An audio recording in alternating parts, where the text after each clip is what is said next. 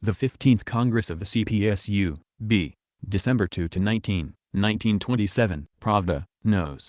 279, 282. Political Report of the Central Committee. December 3. Chapter 1: The Growing Crisis of World Capitalism and the External Situation of the USSR. Our country, comrades, is living and developing in the conditions of capitalist encirclement. Its external position depends not only on its internal forces, but also on the state of that capitalist encirclement, on the situation in the capitalist countries which surround our country, on their strength and weakness, on the strength and weakness of the oppressed classes throughout the world, on the strength and weakness of the revolutionary movement of those classes. That is apart from the fact that our revolution is a part of the international revolutionary movement of the oppressed classes. That is why I think that the Central Committee's report must start with a sketch of our country's international position, with a sketch of the situation in the capitalist countries and of the state of the revolutionary movement in all countries. 1.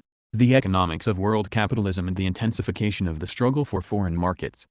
The first question is that of the state of production and trade in the major capitalist countries. The basic fact in this sphere, comrades, is that during the past 2 years, during the period under review, production in the capitalist countries has transcended the pre-war level, has gone beyond the pre-war level. Here are some figures relating to this. Index of world output of pig iron, in 1925 97.6% of pre-war, in 1926, already 100.5% of pre-war. For 1927 no complete figures are available. Figures are available for the first half year, showing a further increase in the output of pig iron. Index of world output of steel, in 1925, 118.5%, in 1926, 122.6% of pre-war. Index of world output of coal, in 1925 97.9%, in 1926, a slight drop, 96.8%. This evidently reflects the effects of the British strike. World consumption of cotton, in 1925–26,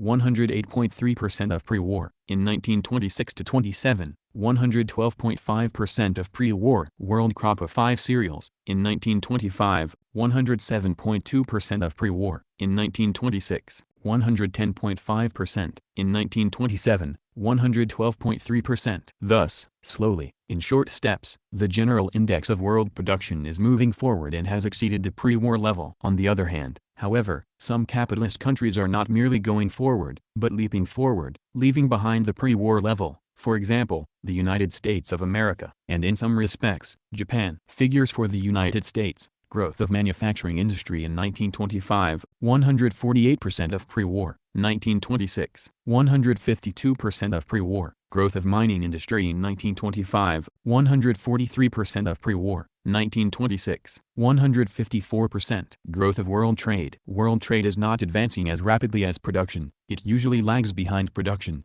but for all that it has approached the pre-war level. Index of foreign trade all over the world and in the chief countries in 1925 98.1% of pre-war, in 1926 97.1%. For individual countries, United States of America in 1925, 134.3% of pre-war, in 1926, 143%. France, 98.2% and 99.2%. Germany, 74.8% and 73.6%. Japan, 176.9 and 170.1%. Taken as a whole, world trade has already approached the pre-war level, and in some countries, the United States and Japan, for example, it has already exceeded the pre-war level. Lastly, a third series of facts testifying to technical progress, rationalization of capitalist industry, creation of new industries, increasing trustification, increasing cartelization of industry on an international scale. These facts, I think, are known to everybody. Therefore, I shall not dwell on them. I shall merely observe that capital has prospered not only as regards the growth of production and as regards trade as well, but also in the field of improving methods of production, in the field of technical progress and the rationalization of production. Moreover, all this has led to the further strengthening of the largest trusts and to the organization of new,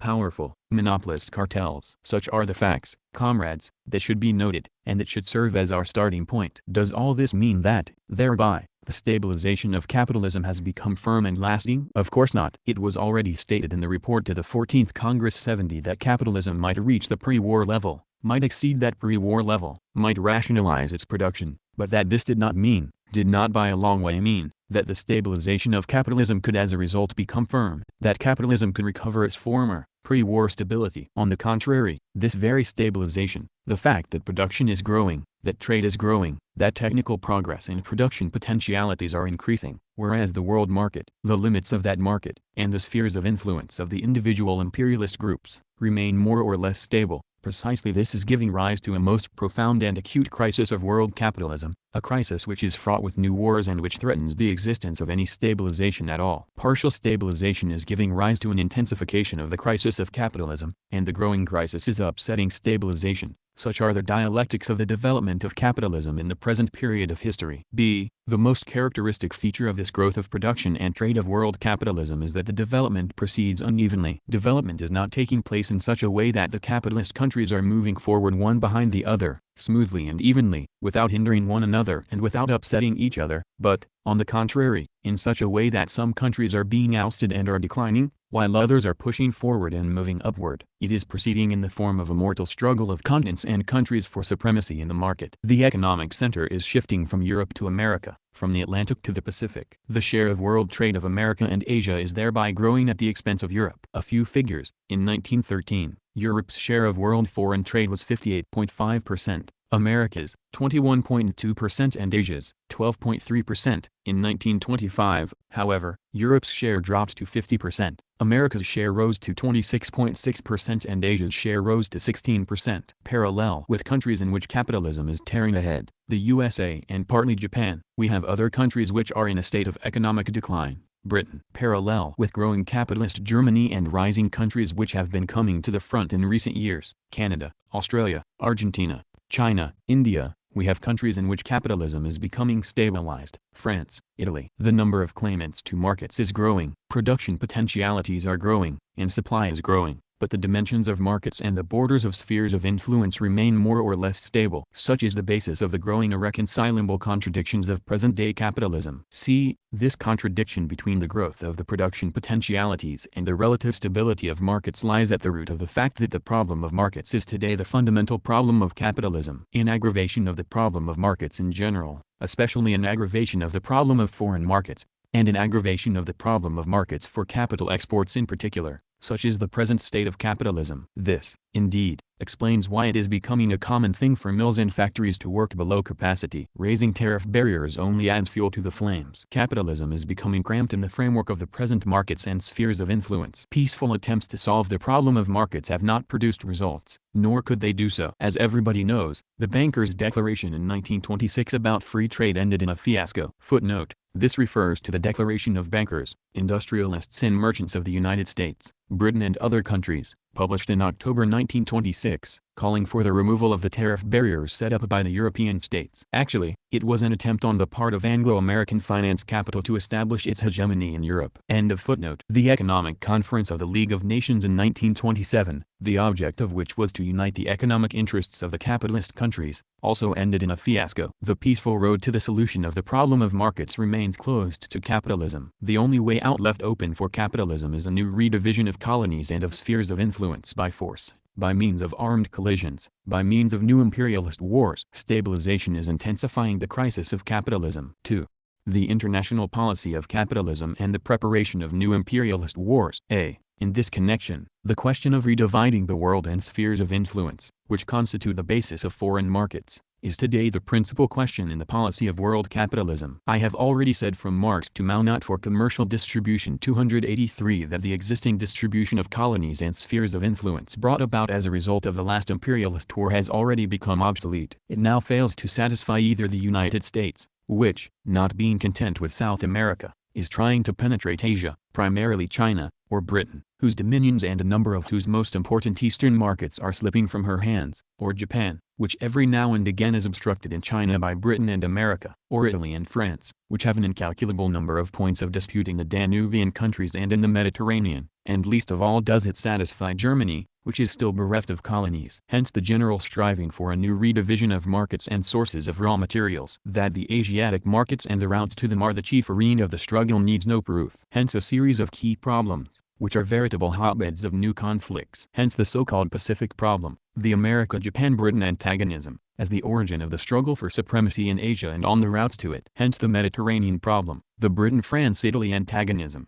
as the origin of the struggle for supremacy on the shores of the Mediterranean, as the origin of the struggle for the shortest routes to the east. Hence the aggravation of the oil problem, antagonism between Britain and America, for without oil it is impossible to wage war, and whoever has the advantage as regards oil has a chance of victory in the coming war. Recently, the British press published Chamberlain's latest plan for settling the Mediterranean problem. I cannot guarantee the authenticity of this plan, but there can be no doubt that the appearance of Chamberlain's plan in the press is symptomatic. According to this plan, the mandate for Syria is to be transferred from France to Italy. Tangiers is to be transferred to France on the payment of financial compensation to Spain. The Cameroons are to be restored to Germany. Italy is to pledge herself to stop making trouble in the Balkans, etc. All this is on the pretext of fighting the Soviets. It is well known that no dirty work is undertaken nowadays without dragging in the Soviets. But what is the real intention of this plan? Its intention is to oust the French bourgeoisie from Syria. Since ancient times Syria has been the gate to the east, to Mesopotamia, Egypt, etc. From Syria it is possible to do harm to Britain both in the area of the Suez Canal and in the area of Mesopotamia. And so, apparently, Chamberlain wants to put a stop to this unpleasant state of affairs. Needless to say, the appearance of this plan in the press cannot be called an accident. The value of this fact is that it presents a vivid picture of the squabbles, conflicts and military collisions which can arise from the present relations between the so-called great powers. As regards the present state of the oil problem and the struggle around it, this is spoken of rather eloquently in the October issue of the well-known American magazine The World's Work. Quote, "Herein lies a very real danger to peace and understanding between the Anglo-Saxon peoples. The support of American businessmen by the State Department will inevitably become stronger as the need for it increases. If the British government becomes identified with the British oil industry, sooner or later the American government will become identified with the American oil industry. The struggle cannot be transferred to the governments without vastly increasing the danger of war." The World's Work, a magazine that expressed the views of the ruling circles of the big bourgeoisie of the United States, published in Garden City, New York State, from 1899 to 1932, p. 284. End of quote. This leaves no room for doubt. Things are moving towards the organization of new coalitions of powers in order to prepare new wars for foreign markets, for sources of raw materials, and for the routes to them. Have attempts been made during the period under review to bring about a peaceful settlement of the maturing military conflicts? Yes, there have been more of them than might have been expected, but they have led to nothing, absolutely nothing. Not only that, those attempts have turned out to be merely a screen for the preparations that the powers are making for new wars, a screen intended to deceive the people, to deceive public opinion. Take the League of Nations, which, according to the mendacious bourgeois press, and the no less mendacious social democratic press, is an instrument of peace. What has all the League of Nations talk about peace, disarmament, reduction of armaments led to? To nothing, except the deception of the masses, except new spurts in armaments, except the further aggravation of the maturing conflicts. Can it be regarded as accidental that although the League of Nations has been talking about peace and disarmament for 3 years, and although the so-called Second International has been giving its support to this mendacious talk for 3 years, the nations are continuing to arm more and more, expanding the old conflicts among the powers, piling up new conflicts, and thus undermining the cause of peace? What does the failure of the Tripartite Conference for the Reduction of Naval Armaments, Britain, America and Japan, indicate, if not that the Pacific problem is the source of new imperialist wars, that the powers do not want either to disarm or to reduce armaments? What has the League of Nations done to avert this danger? Or take, for example, the recent declarations of the Soviet delegation in Geneva on the question of genuine disarmament, and not window dressing. What is the explanation of the fact that Comrade Litvinov's straightforward and honest declaration in favor of complete disarmament struck the League of Nations with paralysis and came as a complete surprise to it? Does not this fact show that the League of Nations is not an instrument of peace and disarmament, but an instrument for covering up new armaments and the preparation of new wars? The venal bourgeois press of all countries, from Japan to Britain, from France to America, is shouting at the top of its voice that the Soviet disarmament proposals are insincere. In that case, why not test the sincerity of the Soviet proposals and proceed at once, in practice, to disarm, or at least considerably to reduce armaments? What prevents this? Or, for example, the present system of friendship pacts between capitalist states, the pact between France and Yugoslavia, the pact between Italy and Albania, the pact of friendship between Poland and Lithuania that Pilsudski is preparing, the Locarno system, the spirit of Locarno, etc.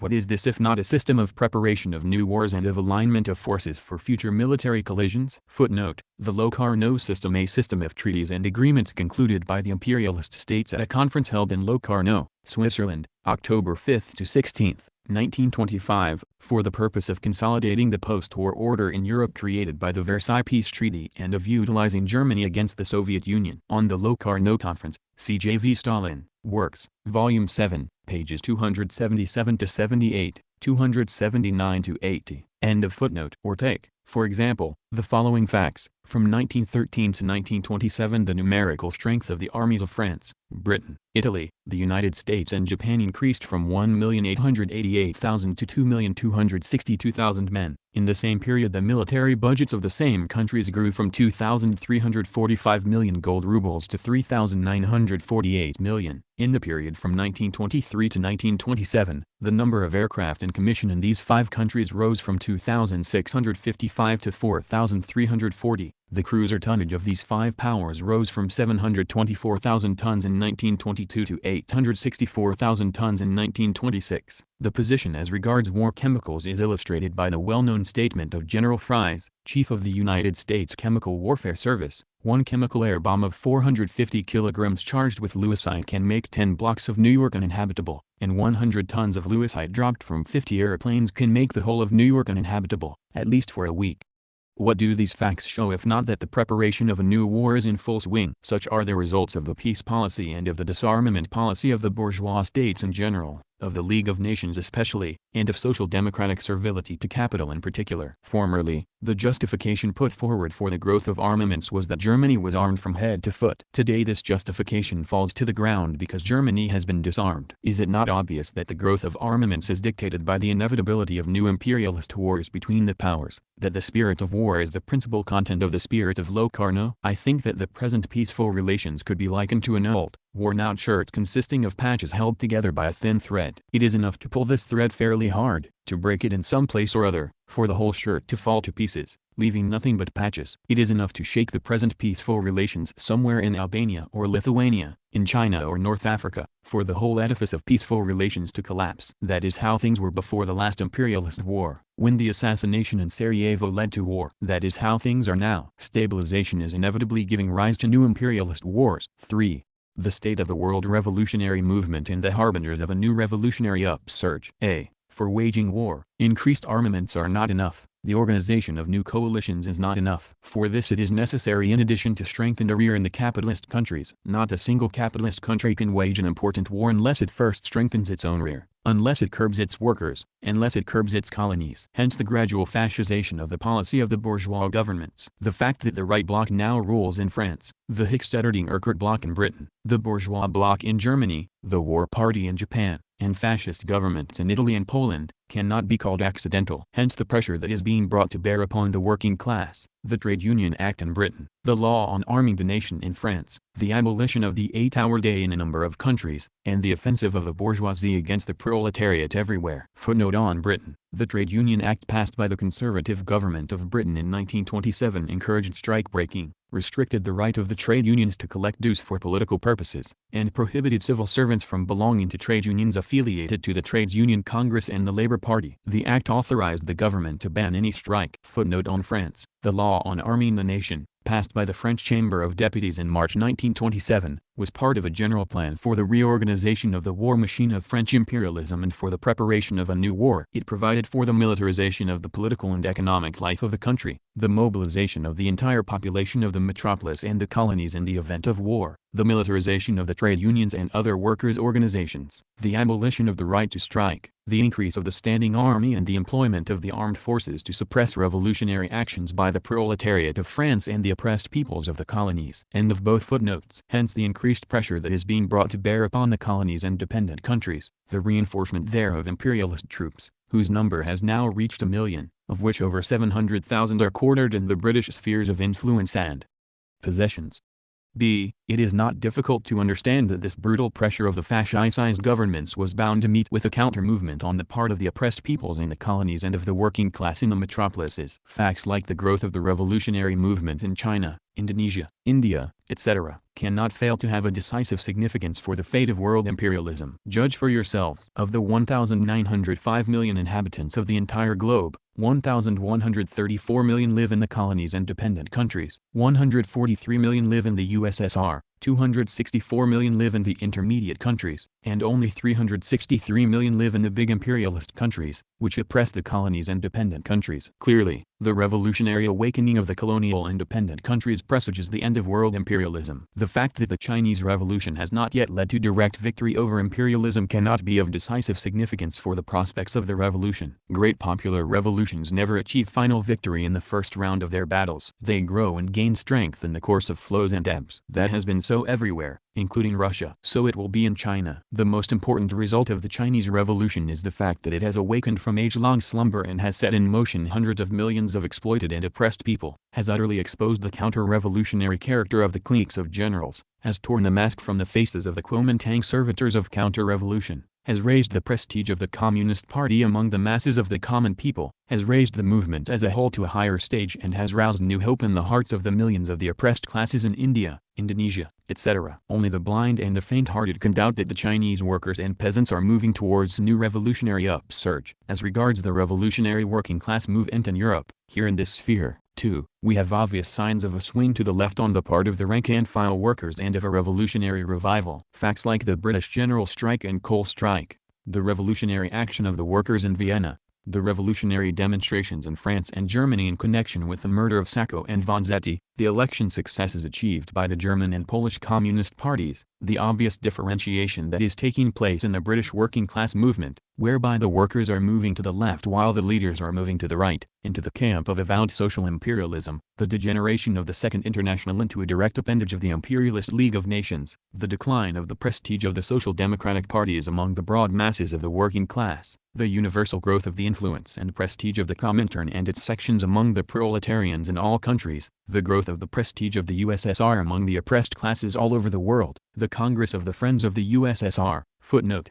the World Congress of the Friends of the USSR was held in Moscow, November 10 to 12, 1927. It was convened on the initiative of the foreign workers' delegations that had come to the Soviet Union for the celebration of the 10th anniversary of the Great October Socialist Revolution. The Congress was attended by 947 delegates from 43 countries. The delegates heard reports on the progress of socialist construction in the USSR during the 10 years and on the protection of the first proletarian state in the world from the danger of war. The Congress adopted an appeal to the working people of all countries ending with the words "make use of all means and all methods to fight for, defend and protect the USSR, the motherland of the working people, the bulwark of peace, the center of liberation, the fortress of socialism."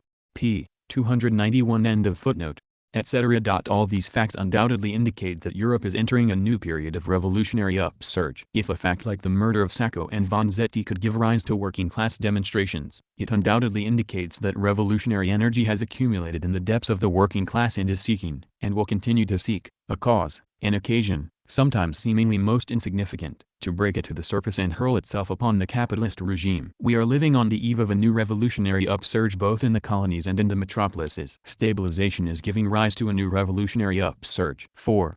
The capitalist world and the USSR. Thus, we have all the symptoms of a most profound crisis and of the growing instability of world capitalism. Whereas the temporary post-war economic crisis of 1920-21, with the chaos within the capitalist countries, and the breakdown of their external ties, may be regarded as having been overcome, as a result of which a period of partial stabilization has begun. The general and fundamental crisis of capitalism ushered in as a result of the victory of the October Revolution and the dropping out of the USSR from the world capitalist system, far from being overcome is, on the contrary, becoming deeper and deeper, and is shaking the very foundations of the existence of world capitalism. Far from hindering the development of this general and fundamental crisis, stabilization, on the contrary, has provided the basis and source for its further development. The growing struggle for markets, the necessity of a new redivision of the world and of spheres of influence, the bankruptcy of bourgeois pacifism and of the League of Nations, the feverish efforts to form new coalitions and to align forces in view of the possibility of a new war, the furious growth of armaments, the savage pressure upon the working class in the colonial countries, the growth of the revolutionary movement in the colonies and in Europe, the growth of the prestige of the Comintern throughout the world, and lastly, the consolidation of the might of the Soviet Union and its enhanced prestige among the workers of Europe and the laboring masses in the colonies, all these are facts which cannot but shake the very foundations of world capitalism. The stabilization of capitalism is becoming more and more putrid and unstable. Whereas a couple of years ago it was possible and necessary to speak of the ebb of the revolutionary tide in Europe, today we have every ground for asserting that Europe is obviously entering a period of new revolutionary upsurge, to say nothing of the colonies and dependent countries, where the position of the imperialists is becoming more and more catastrophic. B. The capitalists' hopes of taming the USSR, of its capitalistic degeneration, of the decline of its prestige among the workers of Europe and the laboring masses of the colonies, have collapsed. The USSR is growing and developing precisely as a country which is building socialism. Its influence among the workers and peasants all over the world is growing and gaining strength. The very existence of the USSR as a country which is building socialism is one of the greatest factors in the disintegration of world imperialism and in the undermining of its stability both in Europe and in the colonies. The USSR is obviously becoming the banner of the working class of Europe and of the oppressed peoples of the colonies. Therefore, to clear the ground for future imperialist wars, to secure a tighter grip on their working class and to curb their colonies with the object of strengthening the capitalist rear, it is necessary, the bourgeois bosses think, first of all to curb the USSR, that seat and hotbed of revolution, which, moreover, could be one of the biggest markets for the capitalist countries. Hence the revival of interventionist tendencies among the imperialists, the policy of isolating the USSR, the policy of encircling the USSR, the policy of preparing the conditions for war against the USSR.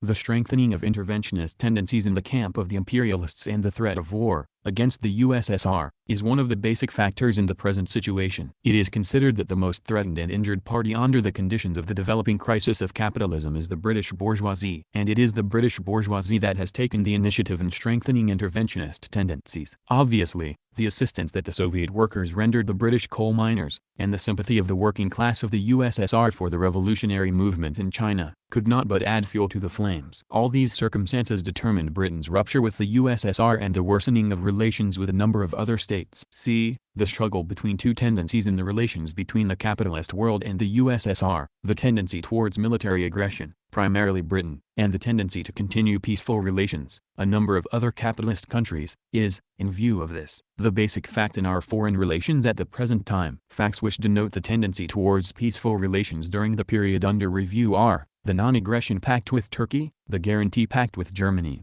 the tariff agreement with Greece, the agreement with Germany on credits, the guarantee pact with Afghanistan, the guarantee pact with Lithuania, the initialing of a guarantee pact with Latvia, the trade agreement with Turkey, the settlement of the conflict with Switzerland, the treaty of neutrality with Persia, improvement in relations with Japan, growth of commercial intercourse with America and Italy. Facts which denote the tendency towards military aggression during the period under review are: the British note in connection with financial assistance to the striking coal miners, the raid on the Soviet diplomatic representatives in Peking, Tientsin and Shanghai, the raid on Arcos, Britain's rupture with the USSR, the assassination of Voikov, terroristic acts by British hirelings in the USSR, strange relations with France on the question of the recall of Rakovsky. Whereas a year or two ago it was possible and necessary to speak of a period of a certain equilibrium and peaceful coexistence between the USSR and the capitalist countries, today we have every ground for asserting that the period of peaceful coexistence is receding into the past, giving place to a period of imperialist assaults and preparation for intervention against the USSR.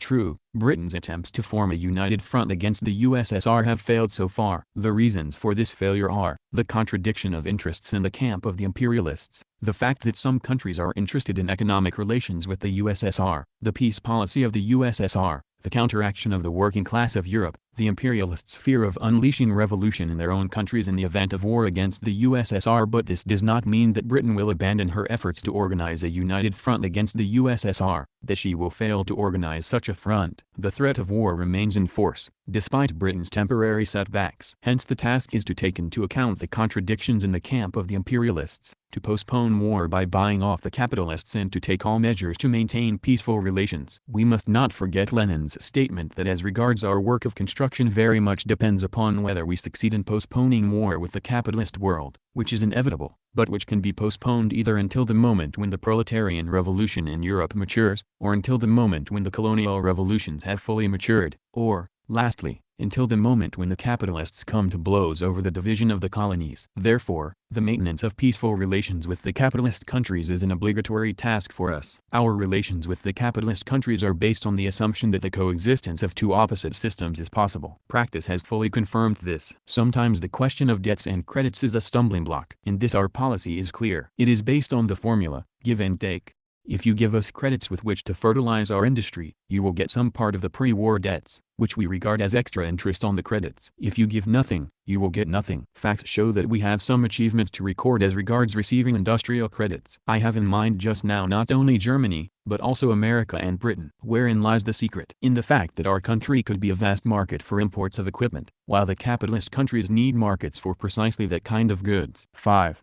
Conclusions. To sum up, we have, firstly, the growth of the contradictions within the capitalist encirclement, the necessity for capitalism of a new redivision of the world by means of war, the interventionist tendencies of one part of the capitalist world headed by Britain, the reluctance of the other part of the capitalist world to become involved in war against the USSR, preferring to establish economic relations with it, a conflict between these two tendencies and a certain possibility for the USSR to turn these contradictions to account for the purpose of maintaining peace. Secondly, we have the collapsing stabilization, the growth of the colonial revolutionary movement, the signs of a new revolutionary upsurge in Europe, the growth of the prestige of the Comintern and its sections throughout the world, the obvious growth of the sympathy of the working class of Europe for the USSR, the growing might of the USSR and the growing prestige of the working class of our country among the oppressed classes throughout the world. Hence the party's tasks. 1. In the sphere of the international revolutionary movement, a. To strive to develop the communist parties throughout the world. B. To strive to strengthen the revolutionary trade unions and the workers' united front against the capitalist offensive. C. To strive to strengthen the friendship between the working class of the USSR and the working class in the capitalist countries. D. To strive to strengthen the link between the working class of the USSR and the liberation movement in the colonies and dependent countries. 2. In the sphere of the USSR's foreign policy. A.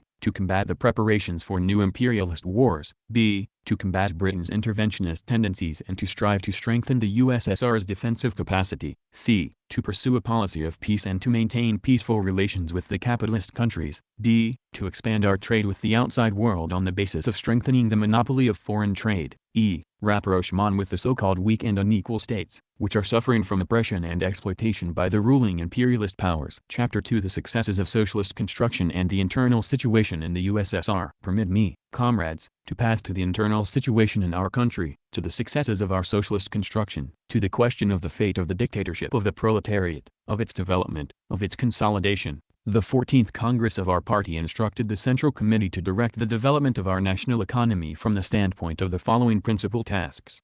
Firstly, that our policy should promote the progressive growth of production in the national economy as a whole. Secondly, that the party's policy should promote the acceleration of the rate of development of industry and ensure for industry the leading role in the whole of the national economy. Thirdly, that in the course of development of the national economy, the socialist sector of the national economy, the socialist forms of economy, should be ensured ever increasing relative importance at the expense of the private commodity and capitalist sectors. Fourthly, that our economic development as a whole, the organization of new branches of industry, the development of certain branches for raw materials, etc., should be conducted along such lines that the general development should ensure the economic independence of our country, that our country should not become an appendage of the capitalist system of world economy. Fifthly, that the dictatorship of the proletariat, the bloc of the working class and the peasant masses, and the leadership by the working class in this bloc, should be strengthened. And sixthly, that the material and cultural conditions of the working class and of the rural poor should be steadily improved. What has our party, the Central Committee of our party, done in regard to carrying out these tasks during the period under review? 1.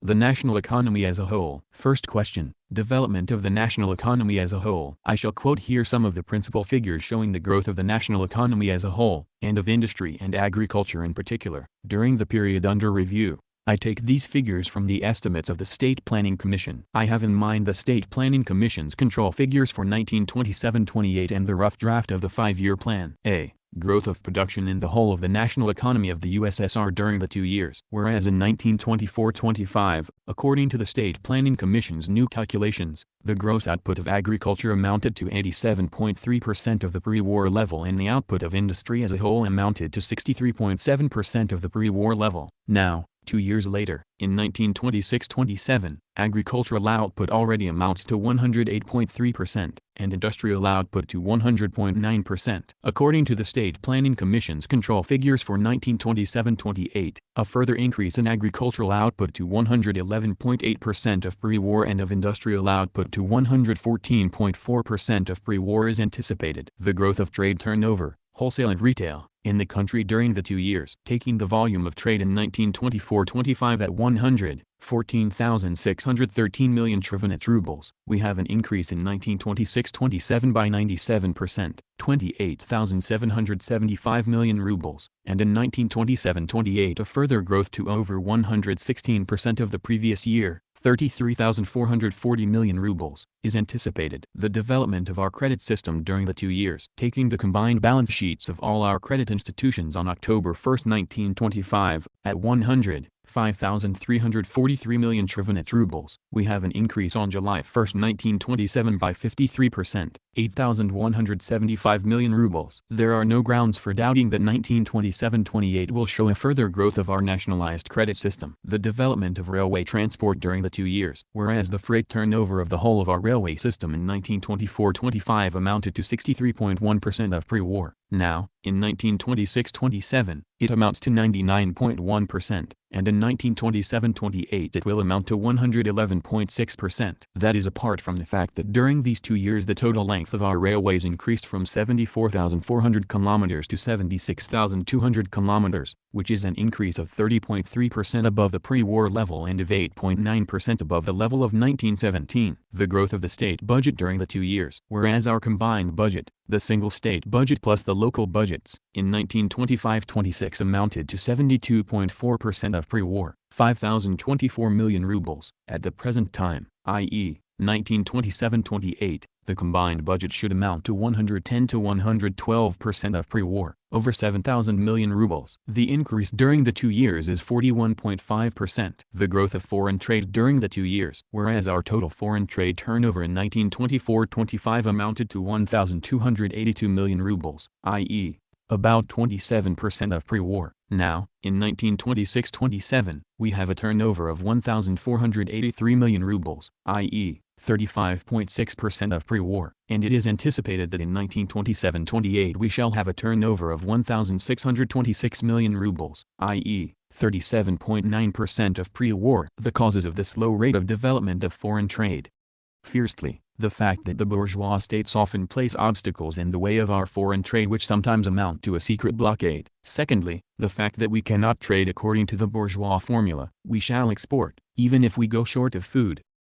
A good feature is the favorable balance of the People's Commissariat of Foreign Trade in 1926-27, amounting to 57 million rubles. This is the first year since 1923-24 that we have had a favorable balance of foreign trade. Summing up, we have the following picture of the general growth of the total national income during the 2 years, whereas the national income of the USSR in 1924-25 amounted to 15,589 million Trivenets rubles. In 1925-26 we had 20,252 million rubles, i.e., an increase for the year of 29.9%, and in 1926-27 we had 22,560 million rubles, i.e., an increase of 11.4% for the year. According to the State Planning Commission's control figures, in 1927-28 we shall have 24,208 million rubles, i.e., an increase of 7.3%. Bearing in mind that the average annual increase in the national income of the United States does not exceed 3 to 4%, only once, in the 80s of the last century, did the United States have an increase in national income of about 7%, and that the annual increase in the national income of other countries, Britain and Germany, for example, does not exceed 1 to 3%. It must be admitted that the rate of growth of the national income of the USSR during the last few years is a record one compared with that of the major capitalist countries of Europe and America. Conclusion: the national economy of our country is growing at a rapid rate. The party's task,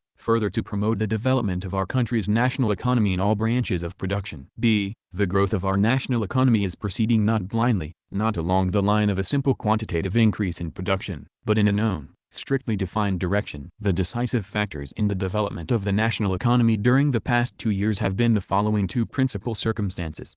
Firstly, the keynote of the development of our national economy is the industrialization of the country, the increasingly important role of industry in relation to agriculture. Secondly, the development of the national economy, the industrialization of the country, is proceeding in the direction of an increase in the relative importance and commanding role of the socialist forms of economy, in both production and trade, at the expense of the private commodity and capitalist sectors. Figures showing the increase of the relative importance of industry in the national economy, exclusive of transport and electrification. Whereas in 1924-25, industry's share of the gross output of the national economy, calculated at pre-war prices, amounted to 32.4%, and the share of agriculture to 67.6%. In 1926-27, industry's share rose to 38% while the share of agriculture dropped to 62%. In 1927-28, industry's share should rise to 40.2% and that of agriculture should drop to 59.8%. Figures showing the increase in the relative importance of the production of instruments and means of production, which is the chief core of industry, as compared with the whole of industry during the 2 years. In 1924-25, the share of production of means of production,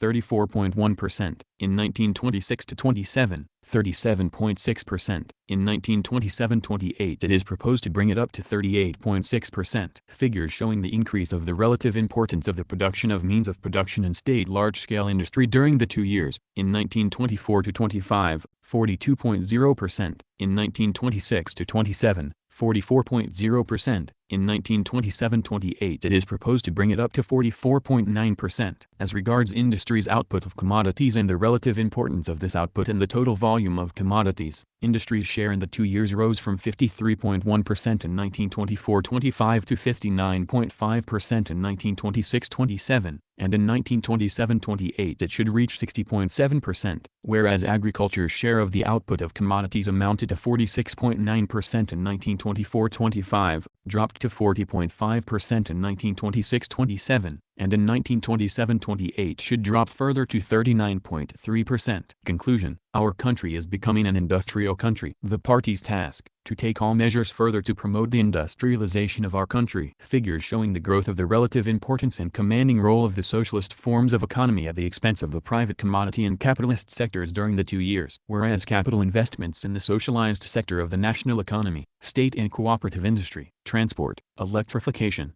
etc., increased from 1,231 million rubles in 1924-25 to 2,683 million rubles in 1926-27, and in 1927-28 should rise to 3,456 million rubles, which amounts to an increase from 43.8% of total investments in 1924-25 to 65.3% in 1927-28. Investments in the non-socialized sector of the national economy have been relatively decreasing all the time, and in absolute figures have increased only slightly from 1,577 million rubles in 1924-25 to 1,717 million rubles in 1926-27, and in 1927-28 should reach the figure of 1,836 million rubles, which will be a fall in the relative importance of investments in the non-socialized sector from 56.2% in 1924-25 to 34.7% in 1927-28. Whereas the gross output of the socialized sector of industry rose from 81% in 1924-25 to 86% of the total industrial output in 1926-27, and in 1927-28 should rise to 86.9%. The share of the non-socialized sector of industry has been falling year by year, from 19% of the total industrial output in 1924-25 to 14% in 1926-27,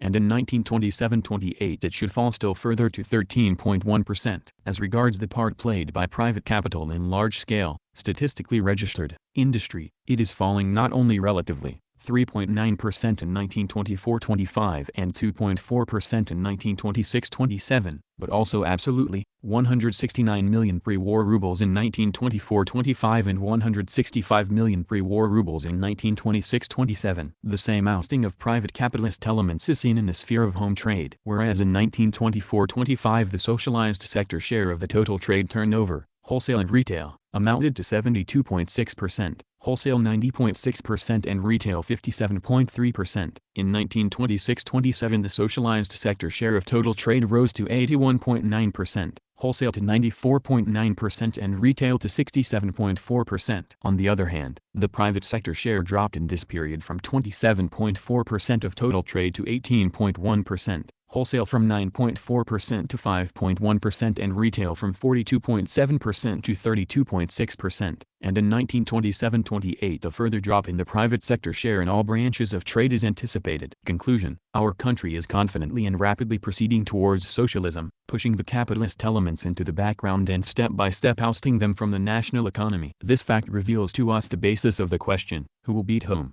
This question was raised by Lenin in 1921, after the new economic policy was introduced. Shall we succeed in linking our socialized industry with peasant economy, ousting the private trader, the private capitalist, and learning to trade, or will private capital beat us by causing a split between the proletariat and the peasantry?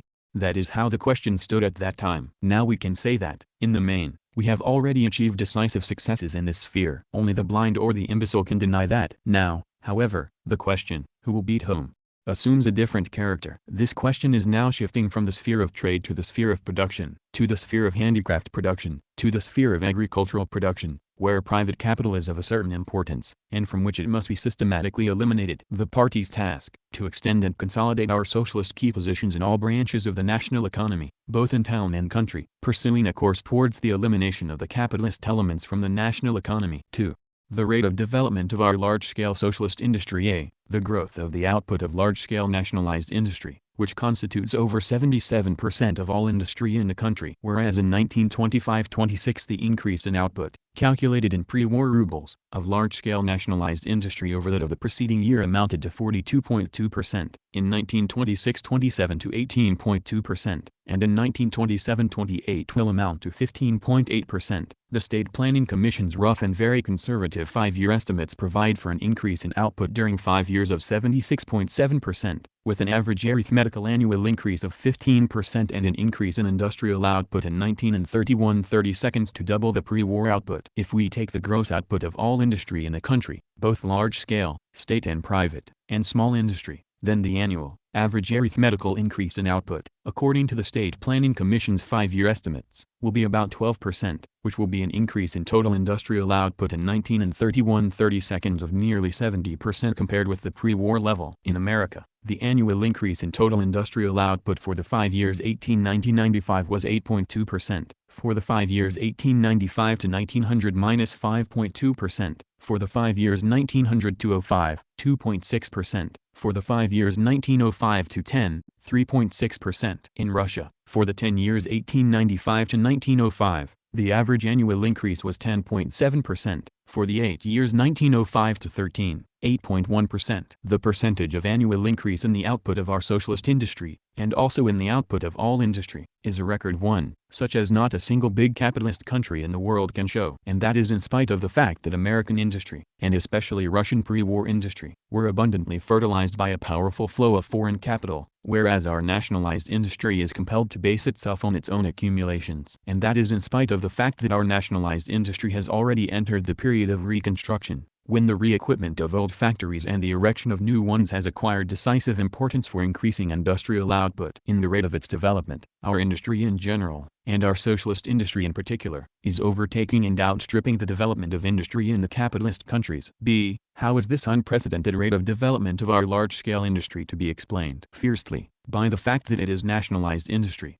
thanks to which it is free from the selfish and anti-social interests of private capitalist groups and is able to develop in conformity with the interests of society as a whole. Secondly, by the fact that it is conducted on a larger scale and is more concentrated than industry anywhere else in the world, thanks to which it has every possibility of beating private capitalist industry. Thirdly, by the fact that the state, controlling nationalized transport, nationalized credit, nationalized foreign trade and the general state budget, has every possibility of directing nationalized industry in a planned way, as a single industrial enterprise, which gives it enormous advantages over all other industry and accelerates its rate of development many times over. Fourthly, by the fact that nationalized industry, being industry of the biggest and most powerful kind, has every possibility of pursuing a policy of steadily reducing production costs, of reducing wholesale prices and cheapening its products, thereby expanding the market for its products, increasing the capacity of the home market and creating for itself a continuously increasing source for the further expansion of production. Fifthly, by the fact that nationalized industry is able for many reasons, one of them being that it pursues the policy of reducing prices, to develop under conditions of gradual rapprochement between town and country, between the proletariat and the peasantry, in contrast with capitalist industry, which develops under conditions of increasing enmity between the bourgeois town, which bleeds the peasantry white, and the decaying countryside. Lastly, by the fact that nationalized industry is based on the working class, which is the leader in all our development,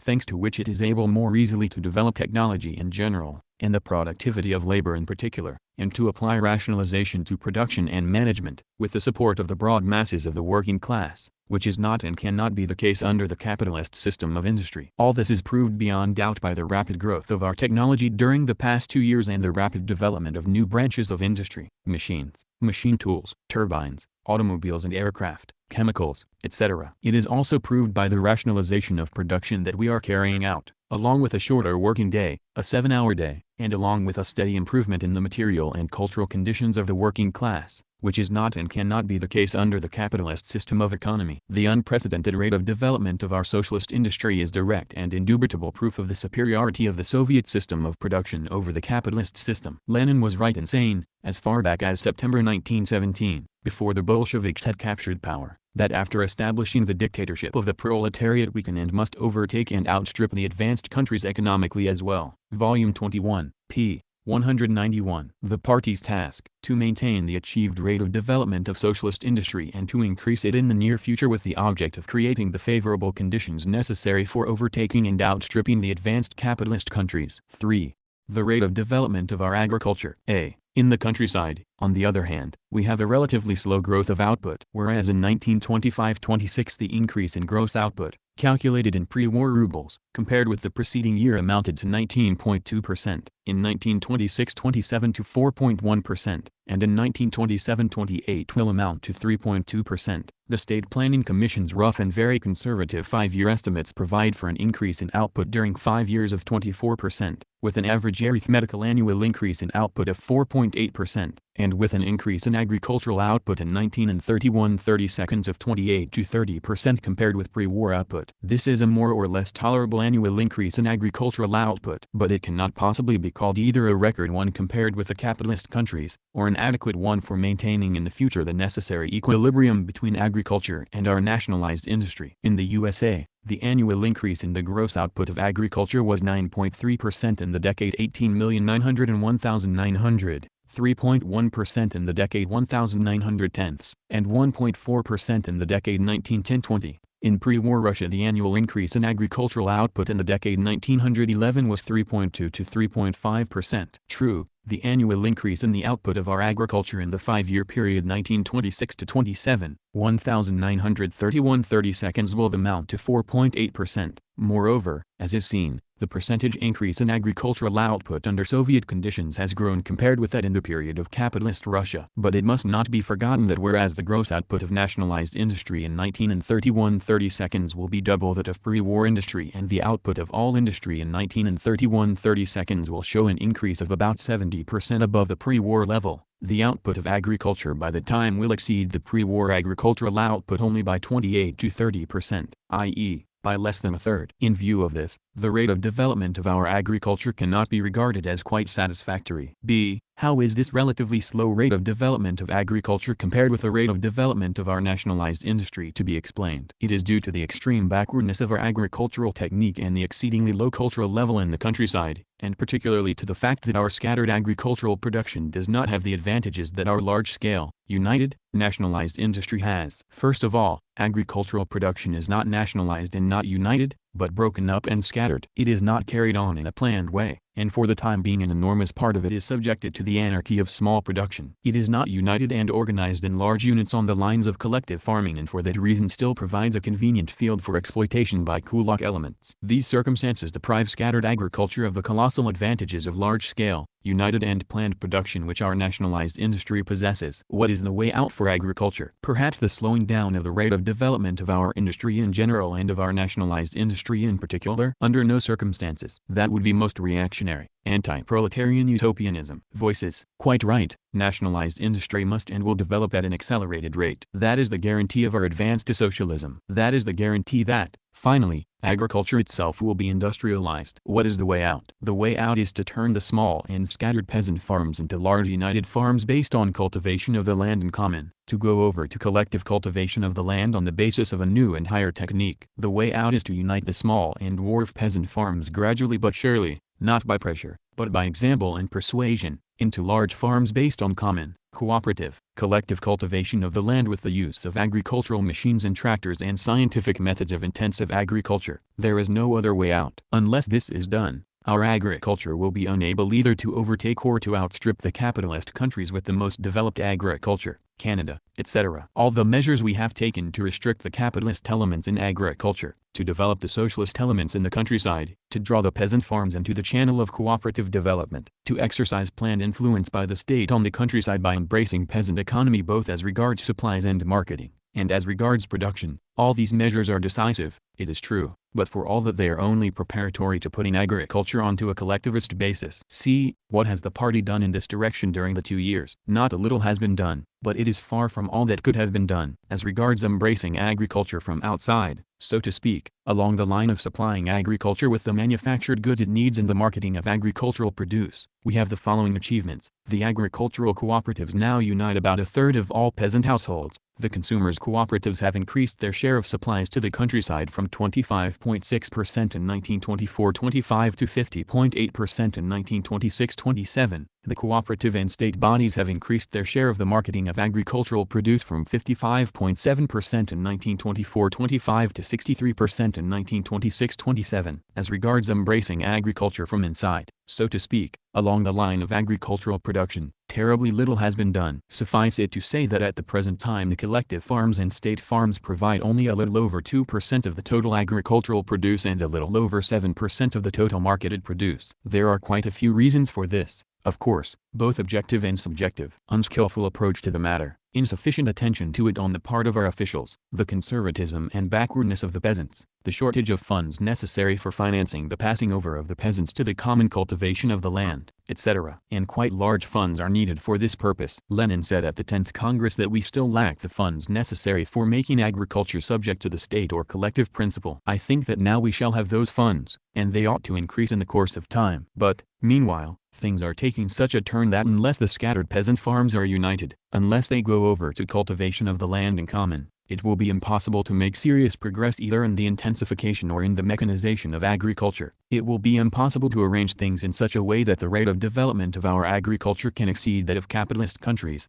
such as Canada, for example. Therefore, the task is to concentrate the attention of our officials in the countryside on this important matter. I think that in this matter the machine hiring stations under the People's Commissariats of Agriculture and of the agricultural cooperatives must play an exceedingly important role. Here is an example how the state farms sometimes help the peasants to go over to collective cultivation of the land with enormous benefit to the peasants. I have in mind the assistance in the way of tractors which the Association of Ukrainian State Farms rendered the peasants in the Odessa district, and a letter from those peasants, recently published in Izvestia, expressing thanks for this assistance. Permit me to read this letter. Voices. Please do. Quote, we settlers in the hamlets of Shevchenko, Krasin, Kalinin, Red Dawn and Rising Sun express our profound gratitude to the Soviet government for the enormous assistance afforded us in restoring our farms. The majority of us, being poor, possessing neither horses nor implements, were unable to cultivate the land allotted to us and were obliged to lease it to the long-resident kulaks, receiving part of the crop in return. The crop was a bad one because, naturally, a tenant will not trouble to cultivate properly other people's land. The small credits we received from the state we used up for food and we sank into deeper poverty every year. This year a representative of the Association of Ukrainian State Farms visited us and proposed to us that instead of taking financial credits we should allow our land to be plowed with tractors. All the settlers, except for a few kulaks, agreed to this, although we had little confidence that the work would be done efficiently. To our great joy, and to the chagrin of the kulaks, the tractors plowed up all the virgin land and fallow land. They plowed and harrowed 5 to 6 times to clear the land of weeds and finally sowed all the fields with high-grade wheat. The kulaks are not jeering at the work of the tractor team now. This year, owing to the absence of rain, the peasants in our district planted hardly any winter wheat, and where it was planted it has not come up yet. But our Settlers' fields, stretching for hundreds of deciadans, are green with splendid fallow-sown wheat such as cannot be seen even in the richest German settlements. In addition to sowing winter wheat, the tractors plowed up the whole of the winter fallow for the spring crops. Now, not a deciadan of our land has been left unplowed, or leased out. There is not a single poor peasant among us who has not several deciadans of winter wheat. After we have seen the way the tractors work, we do not want to carry on poor, small farming anymore, and we have decided to organize common tractor farming in which there will be no separate peasant plots. The organization of tractor farming for us has already been undertaken by the Taras Shevchenko State Farm, with which we have signed a contract. Izvestia, number 267, November 22, 1927. End of quote. That is what the peasants write. If we had more examples like this, comrades, it would be possible to make great progress in the collectivization of the countryside. The party's task, to enlarge the extent of peasant economy embraced by the cooperatives and state bodies in the matter of marketing and supplies, and to make it the immediate practical task of our work in the countryside gradually to transform the scattered peasant farms into united, big farms, to introduce collective cultivation of the land on the basis of the intensification and mechanization of agriculture, calculating that such a path of development is a most important means of accelerating the rate of development of agriculture and of defeating the capitalist elements in the countryside. Such, on the whole, are the results and achievements in the sphere of the work of economic construction. This does not mean that all is well with us in this sphere. No, comrades, by no means everything is well with us. For example, we have elements of a goods shortage. That is an unfavorable feature in our economy, but, unfortunately, for the time being an inevitable one. For the fact that we are developing the production of instruments and means of production at a faster rate than light industry, this fact in itself predetermines that there will still be elements of a goods shortage in the country during the next few years. But we cannot act otherwise if we want to push forward the industrialization of the country to the utmost. There are people, our opposition for example, who draw material for their ideology and profiteer skews and shout about the goods shortage, and at the same time demand a policy of superindustrialization.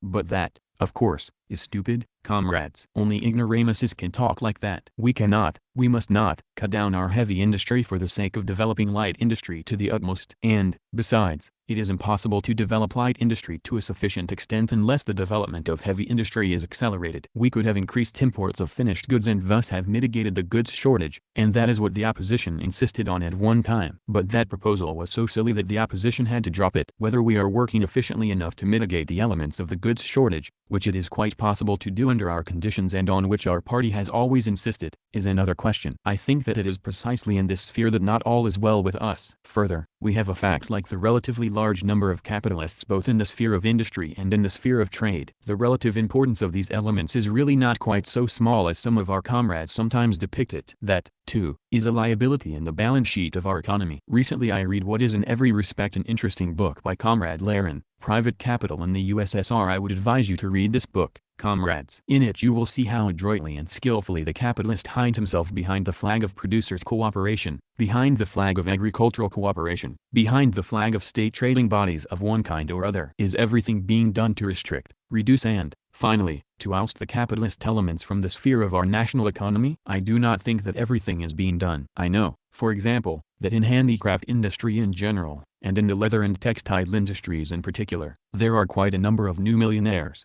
who are enslaving the handicraft workers and small producers generally. Is everything being done economically to surround and oust these exploiting elements by linking the handicraft workers with the cooperatives or with state bodies? There can scarcely be any doubt that far from everything is being done in this sphere. And yet this question is of extreme importance for us. Further, there has been a certain increase in the number of kulaks in the countryside. That is a liability in the balance sheet of our economy. Is everything being done economically to restrict and isolate the kulaks? I do not think that everything is being done. Those comrades are wrong who think that it is possible and necessary to put an end to the kulaks by means of administrative measures, through the GPU, give an order, affix a seal, and that settles it. That is an easy way, but it is far from being effective. The kulak must be defeated by means of economic measures and in conformity with Soviet law. Soviet law, however, is not a mere phrase. This does not, of course, preclude the taking of certain necessary administrative measures against the kulaks. But administrative measures must not take the place of economic measures. Serious attention must be paid to the fact that the party's line in the fight against the kulaks is being distorted in the practice of our cooperative bodies, especially in the matter of agricultural credits. Further, we have a fact like the extremely slow rate of reduction of production costs in industry, of reduction of wholesale prices of manufactured goods, and especially of retail prices of urban goods. This, too, is a liability in the balance sheet of our our work of economic construction. We cannot but observe that in this we encounter the tremendous resistance of the apparatus, state, cooperative and party. Evidently, our comrades fail to understand that the policy of reducing the prices of manufactured goods is one of the principal levers for improving our industry, expanding the market and strengthening the very basis on which alone our industry can expand. There can scarcely be any doubt that only by ruthlessly combating this inertia of the apparatus, this resistance of the apparatus to the policy of reducing prices, will it be possible to wipe out this liability. Lastly, we have liabilities like vodka in the budget, the extremely slow rate of development of foreign trade and the shortage of reserves. I think that it would be possible to start gradually to reduce the output of vodka and, instead of vodka, to resort to sources of revenue such as the radio and the cinema. Indeed, why not take these extremely important means in hand and put on this job real Bolsheviks, shock workers, who could successfully expand the business and make it possible, at last, to reduce the output of vodka. As regards foreign trade, it seems to me that a number of the economic difficulties we are encountering are due to the insufficiency of exports. Can we push exports forward? I think we can. Is everything being done to increase exports to the utmost? I do not think that everything is being done. The same must be said about reserves. Those comrades are wrong who say, sometimes thoughtlessly and sometimes because of their ignorance of the matter, that we have no reserves. No, comrades, we have some kind of reserves. All the organs of our state, from Ussr and gubernia to regional and central, try to put something in reserve for a rainy day. But these reserves are small. That must be admitted. Therefore, the task is to increase reserves as much as possible, even if that sometimes entails cutting down some current requirements. Such, comrades, are the darker sides of our work of economic construction, to which attention must be paid,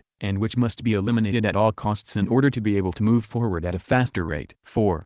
Classes, the state apparatus and the country's cultural development. From questions of the country's economic situation let us pass to questions of the political situation. A. The working class. Figures showing the numerical growth of the working class and of wage workers generally. In 1924-25 there were 8,215,000 wage workers, not including unemployed. In 1926-27 there were 10,346,000, an increase of 25%. Of these, manual workers, including agricultural and seasonal, numbered 5,448,000 in 1924-25, and in 1926-27, 7,060,000, an increase of 29.6%. Of these, workers in large-scale industry numbered 1,794,000 in 1924-25, and in 1926-27, 2,388,000, an increase of 33%. The material conditions of the working class. In 1924-25 the wage workers' share of the national income amounted to 24.1%, and in 1926-27 it grew to 29.4%, which is 30% above the wage workers' share of the national income before the war, whereas the share of the national income received by other social groups, including the bourgeoisie, diminished during this period. For example, the share of the bourgeoisie dropped from 5.5% to 4.8%. In 1924-25 real wages, exclusive of social services, of the workers and state industry as a whole amounted to 25.18 Moscow computed rubles per month. In 1926-27 they amounted to 32.14 rubles, which is an increase of 27.6% for the 2 years and is 5.4% above the pre-war level. If we add social insurance and cultural, municipal and other services, wages in 1924-25 were 101.5% of pre-war and in 1926-27,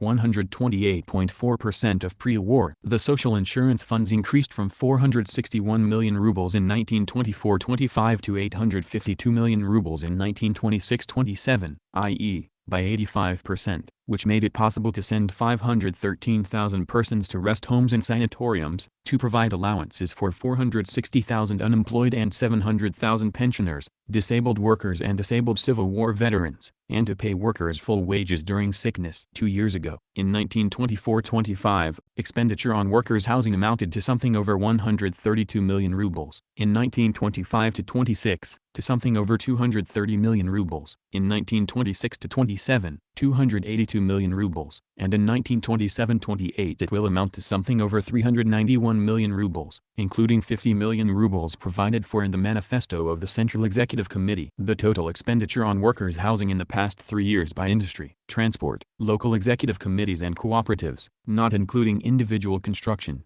was 644,700,000 rubles, and including the assignments for 1927 to 28, 1,036 million rubles. These assignments for the 3 years made it possible to build housing accommodation with a floor space of 4,594,000 square meters and to provide accommodation for 257,000 workers, and, counting their families, for about 900,000 persons. The question of unemployment. I must say that there is a discrepancy here between the figures of the All-Union Central Council of Trade Unions and those of the People's Commissariat of Labor. I take the figures of the People's Commissariat of Labor because they cover the truly unemployed element connected with the labor exchanges. According to the returns of the People's Commissariat of Labor, the number of unemployed during the 2 years increased from 950,000 to 1,048,000. Of these, industrial workers constitute 16.5% and brain workers and unskilled laborers 74%. Thus, the chief source of unemployment in our country is the overpopulation in the countryside. The fact that our industry has to some extent failed to absorb a certain minimum of industrial workers is only a subsidiary source. To sum up,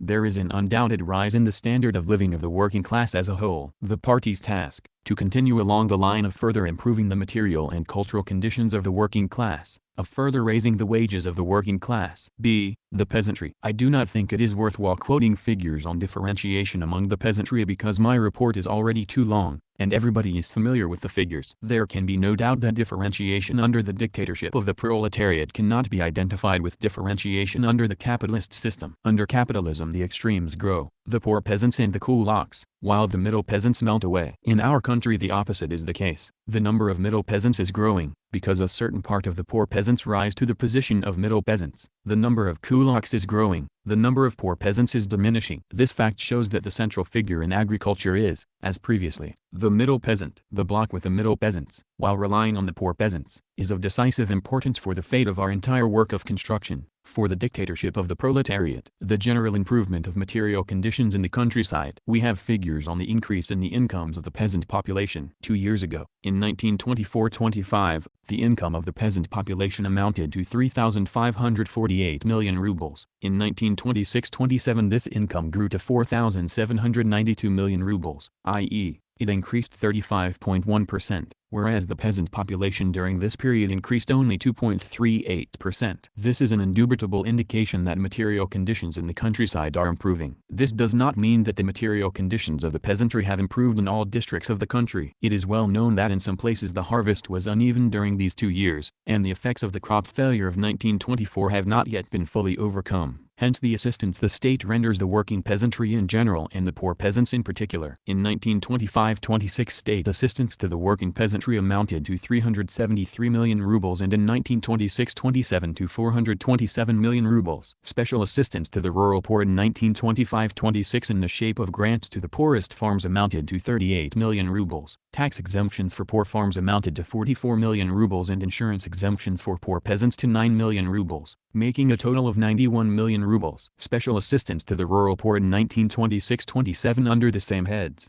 39 million rubles, 52 million rubles and 9 million rubles, making a total of about 100 million rubles. To sum up, there is an improvement in the material conditions of the main mass of the peasantry. The party's task, to continue along the line of further improving the material and cultural conditions of the main mass of the peasantry, primarily of the poor peasants, to strengthen the alliance between the working class and the peasantry, to raise the prestige of the working class and of its party in the countryside. C. The new bourgeoisie. The intelligentsia. A characteristic feature of the new bourgeoisie is that, unlike the working class and the peasantry, it has no reason to be satisfied with the Soviet regime. Its dissatisfaction is not accidental. It has its roots in life. I have spoken about the growth of our national economy. I have spoken about the growth of our industry, about the growth of the socialist elements of our national economy, about the decline in the relative importance of the private owners, about the elimination of the small traders. But what does that mean? It means that while our industry and our trading bodies are growing, tens of thousands of small and medium capitalists are being ruined. How many small and medium shops have been closed during these years? Thousands. And how many small manufacturers have been proletarianized? Thousands. And how many civil servants have been discharged in connection with the reduction of staffs in our state apparatus? Hundreds and thousands. The progress of our industry, the progress of our trading and cooperative bodies, the improvement of our state apparatus, is progress and improvement of benefit to the working class. of benefit to the main mass of the peasantry, but of disadvantage to the new bourgeoisie, of disadvantage to the middle strata generally and to the urban middle strata in particular. Is it to be wondered at that discontent with the Soviet regime is growing among those strata? Hence the counter-revolutionary moods in those circles. Hence the Sminovekist ideology, as a fashionable commodity on the political market of the new bourgeoisie. But it would be a mistake to think that the whole of the civil service element, the whole of the intelligentsia is in a state of discontent, in a state of grumbling or unrest against the Soviet regime. Parallel with the growth of discontent in the depths of the new bourgeoisie, we have the fact of a differentiation among the intelligentsia, a desertion from Sminovekism, the passing of hundreds and thousands of working intellectuals to the side of the Soviet regime. This fact, comrades, is undoubtedly a favorable fact, which must be noted. The pioneers in this are the technical intelligentsia, because, being closely connected with the process of production,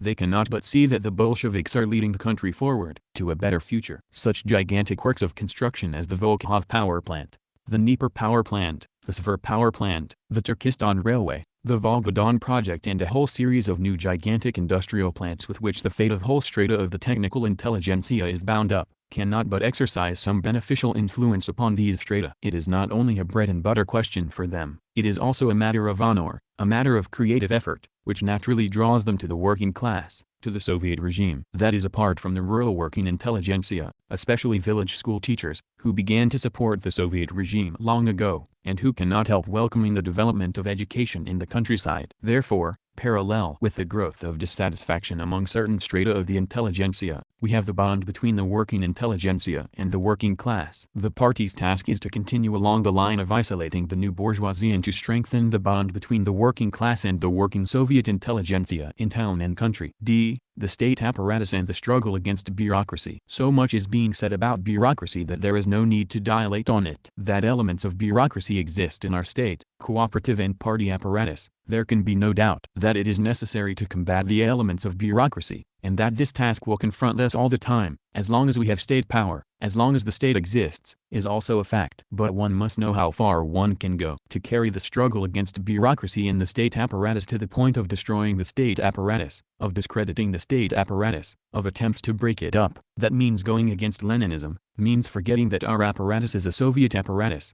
which is a state apparatus of a higher type than any other state apparatus in the world. Wherein lies the strength of our state apparatus? In that it links the state power with the millions of workers and peasants through the Soviets. In that the Soviets are schools of administration for tens and hundreds of thousands of workers and peasants. In that the state apparatus does not fence itself off from the vast masses of the people, but merges with them through an incalculable number of mass organizations, all sorts of commissions, committees, conferences, delegate meetings, etc., which encompass the Soviets and in this way buttress the organs of government. Wherein lies the weakness of our state apparatus? In the existence within it of elements of bureaucracy, which spoil and distort its work. In order to eliminate bureaucracy from it, and this cannot be done in 1 or 2 years, we must systematically improve the state apparatus, bring it closer to the masses, reinvigorate it by bringing in new people loyal to the cause of the working class, remodel it in the spirit of communism, but not break it up or discredit it. Lenin was 1,000 times right when he said, without an apparatus we would have perished long ago. If we do not wage a systematic and stubborn struggle to improve the apparatus, we shall perish before we have created the base for socialism. V.I. Lenin, Outline of the Pamphlet Attacks in Kind, c. Works, 4th Rus.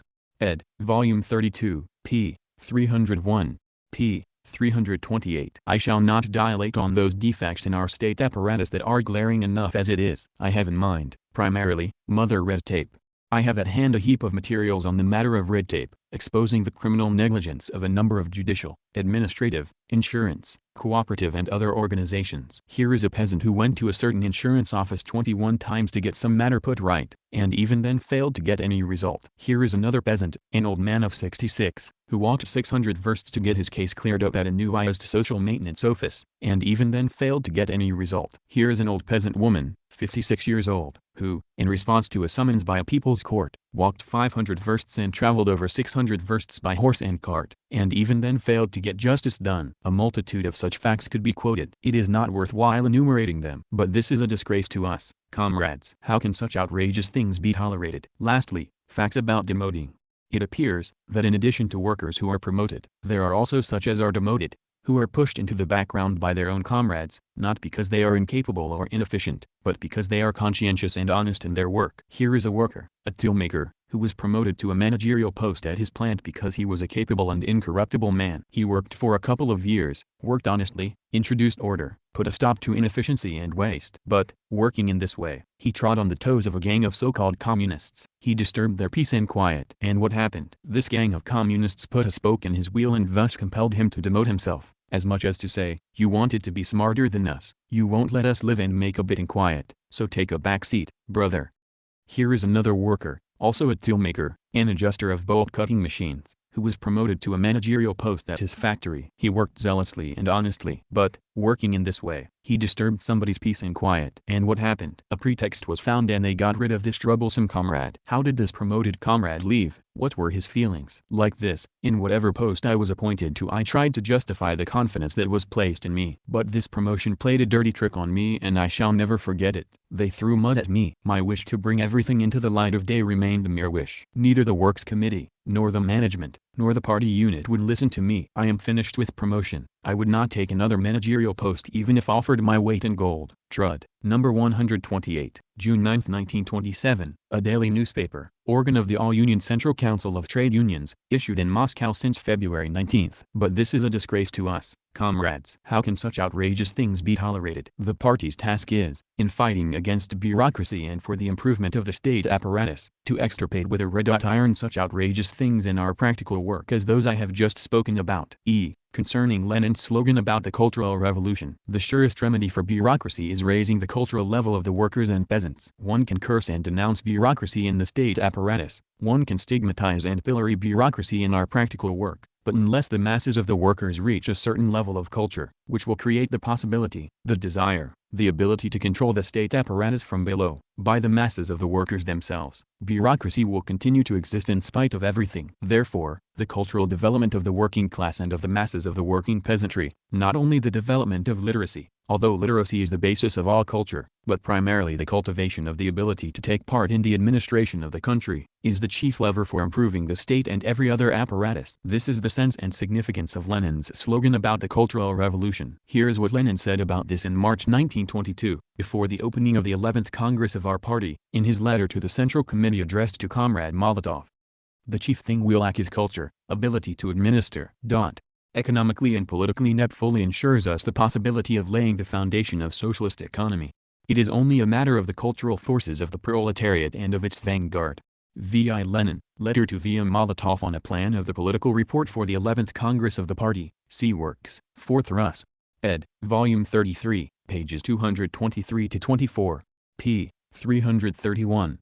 These words of Lenin's must not be forgotten, comrades. Voices. Quite right. Hence the party's task, to exert greater efforts to raise the cultural level of the working class and of the working strata of the peasantry. How can the internal political situation in our country be summed up? It can be summed up in this way. The Soviet regime is the most stable regime in the world. Stormy applause.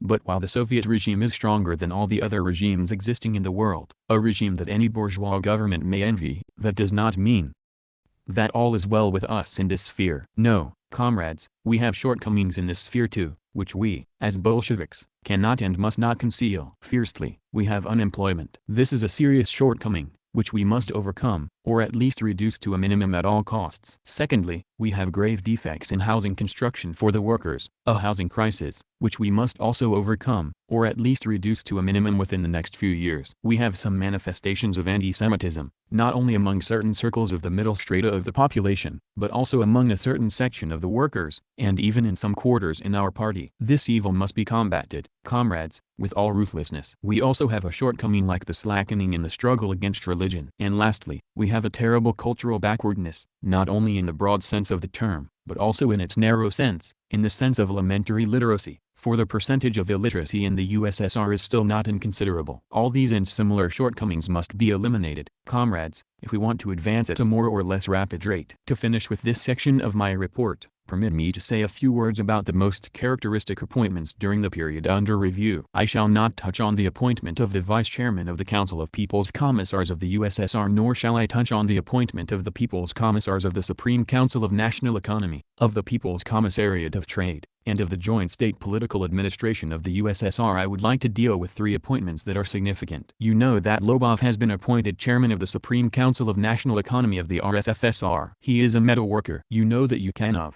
a metal worker, has been elected chairman of the Moscow Soviet in place of Kamenev. You know also that Komarov, also a metal worker, has been elected chairman of the Leningrad Soviet in place of Zinoviev. Thus the Lord Mayors of our 2 capitals are metal workers. Applause. It is true that they are not of the nobility, but they are managing the affairs of our capitals better than any member of the nobility. Applause. You may say that this is a tendency towards metallization, but I don't think there is anything bad about that. Voices. On the contrary, it is very good.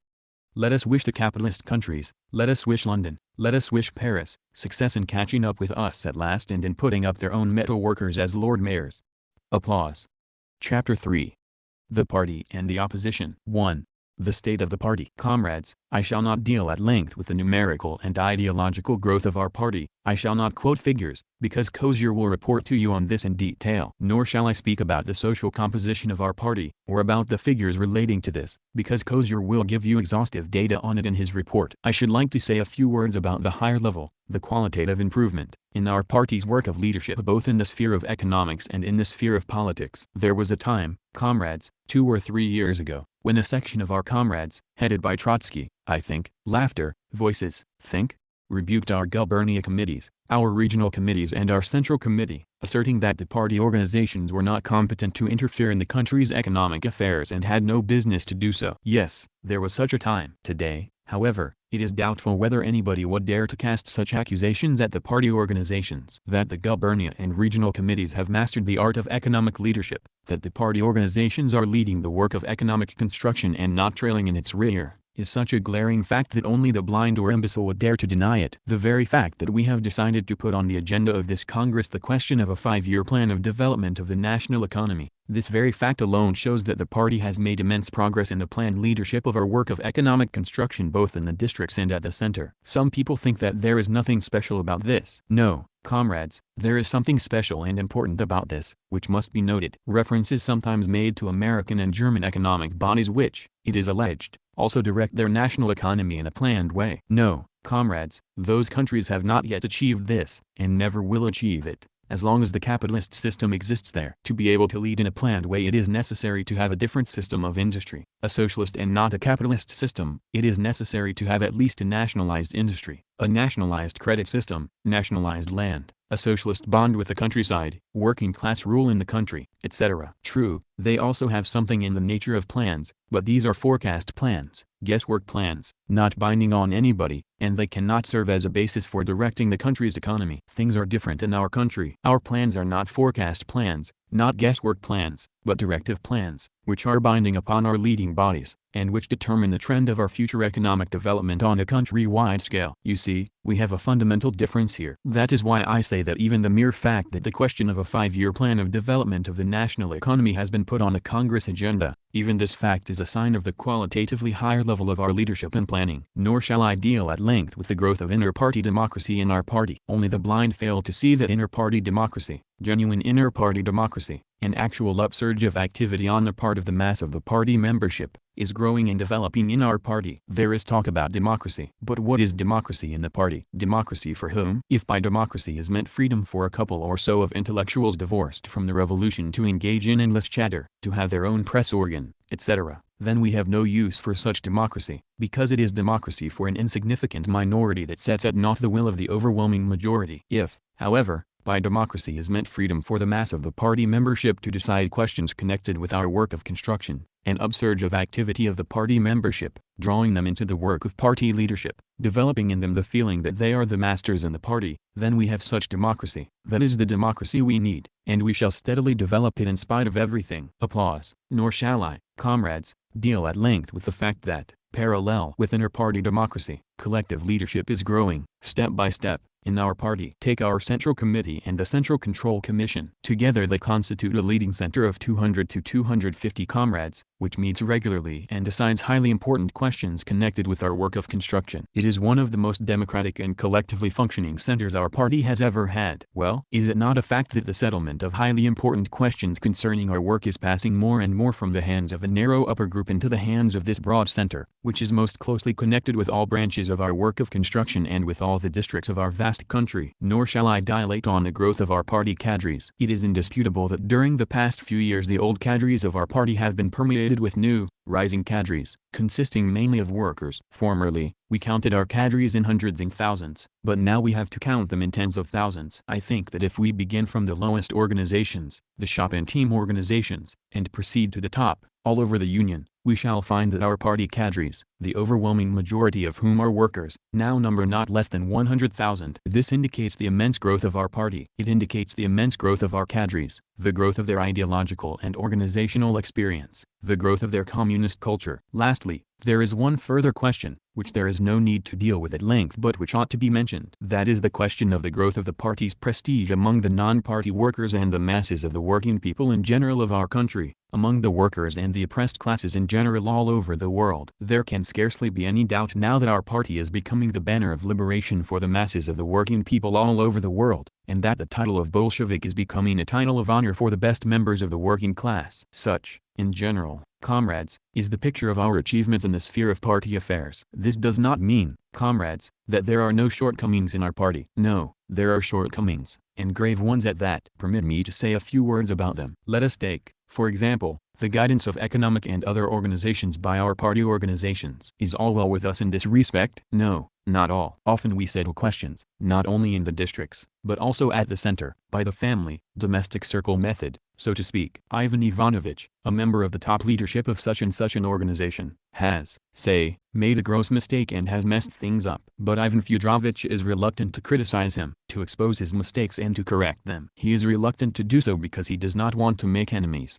He has made a mistake. He has messed things up. What of it? Who of us does not make mistakes? Today I shall let him, Ivan Fyodorovich, off. Tomorrow he will let me, Ivan Ivanovich, off. For what guarantee is there that I, too, shall not make a mistake? Everything in order and satisfactory. Peace and goodwill. They say that a mistake neglected is detrimental to our great cause. Never mind. We'll muddle through somehow. Such, comrades, is the way some of our responsible workers usually argue. But what does that mean? If we Bolsheviks, who criticize the whole world, who, in the words of Marx, are storming heaven, if we, for the sake of this or that comrade's peace of mind, abandon self-criticism, is it not obvious that it can lead only to the doom of our great cause? Voices. Quite right. Applause. Marx said that what, among other things, distinguishes the proletarian revolution from every other revolution is that it criticizes itself and, in criticizing itself, strengthens itself. Footnote: Karl Marx, the 18th Brumaire of Louis Bonaparte, C.K. Marx and F. Engels, Selected Works, Volume 1, Moscow 1951, p. 228. p. 338. End of footnote. That is an extremely important point of Marx's. If we, the representatives of the proletarian revolution, shut our eyes to our defects, settle questions by the family circle method, hush up each other's mistakes and drive the ulcers inwards into the organism of the party, who will correct these mistakes, these defects? Is it not obvious that we shall cease to be proletarian revolutionaries, and that we shall certainly perish if we fail to eradicate from our midst this Philistinism, this family circle method of settling highly important questions of our work of construction? Is it not obvious that by refraining from honest and straightforward self-criticism, by refraining from honest and open correction of our mistakes, we close our road to progress, to the improvement of our work, to new successes in our work? After all, our development does not proceed in the form of a smooth, all-round ascent. No, comrades, we have classes, we have contradictions within the country, we have a past, we have a present and a future, we have contradictions between them, and our onward progress cannot take the form of a smooth rocking on the waves of life. Our advance takes place in the process of struggle, in the process of the development of contradictions, in the process of overcoming these contradictions, in the process of bringing these contradictions to light and eliminating them. As long as classes exist we shall never be in a position to say, well, thank God, everything is all right now. We shall never be in such a position, comrades. Something in life is always dying. But that which is dying refuses to die quietly. It fights for its existence, defends its moribund cause. Something new in life is always being born. But that which is being born does not come into the world quietly. It comes and squealing and screaming, defending its right to existence. Voices. Quite right.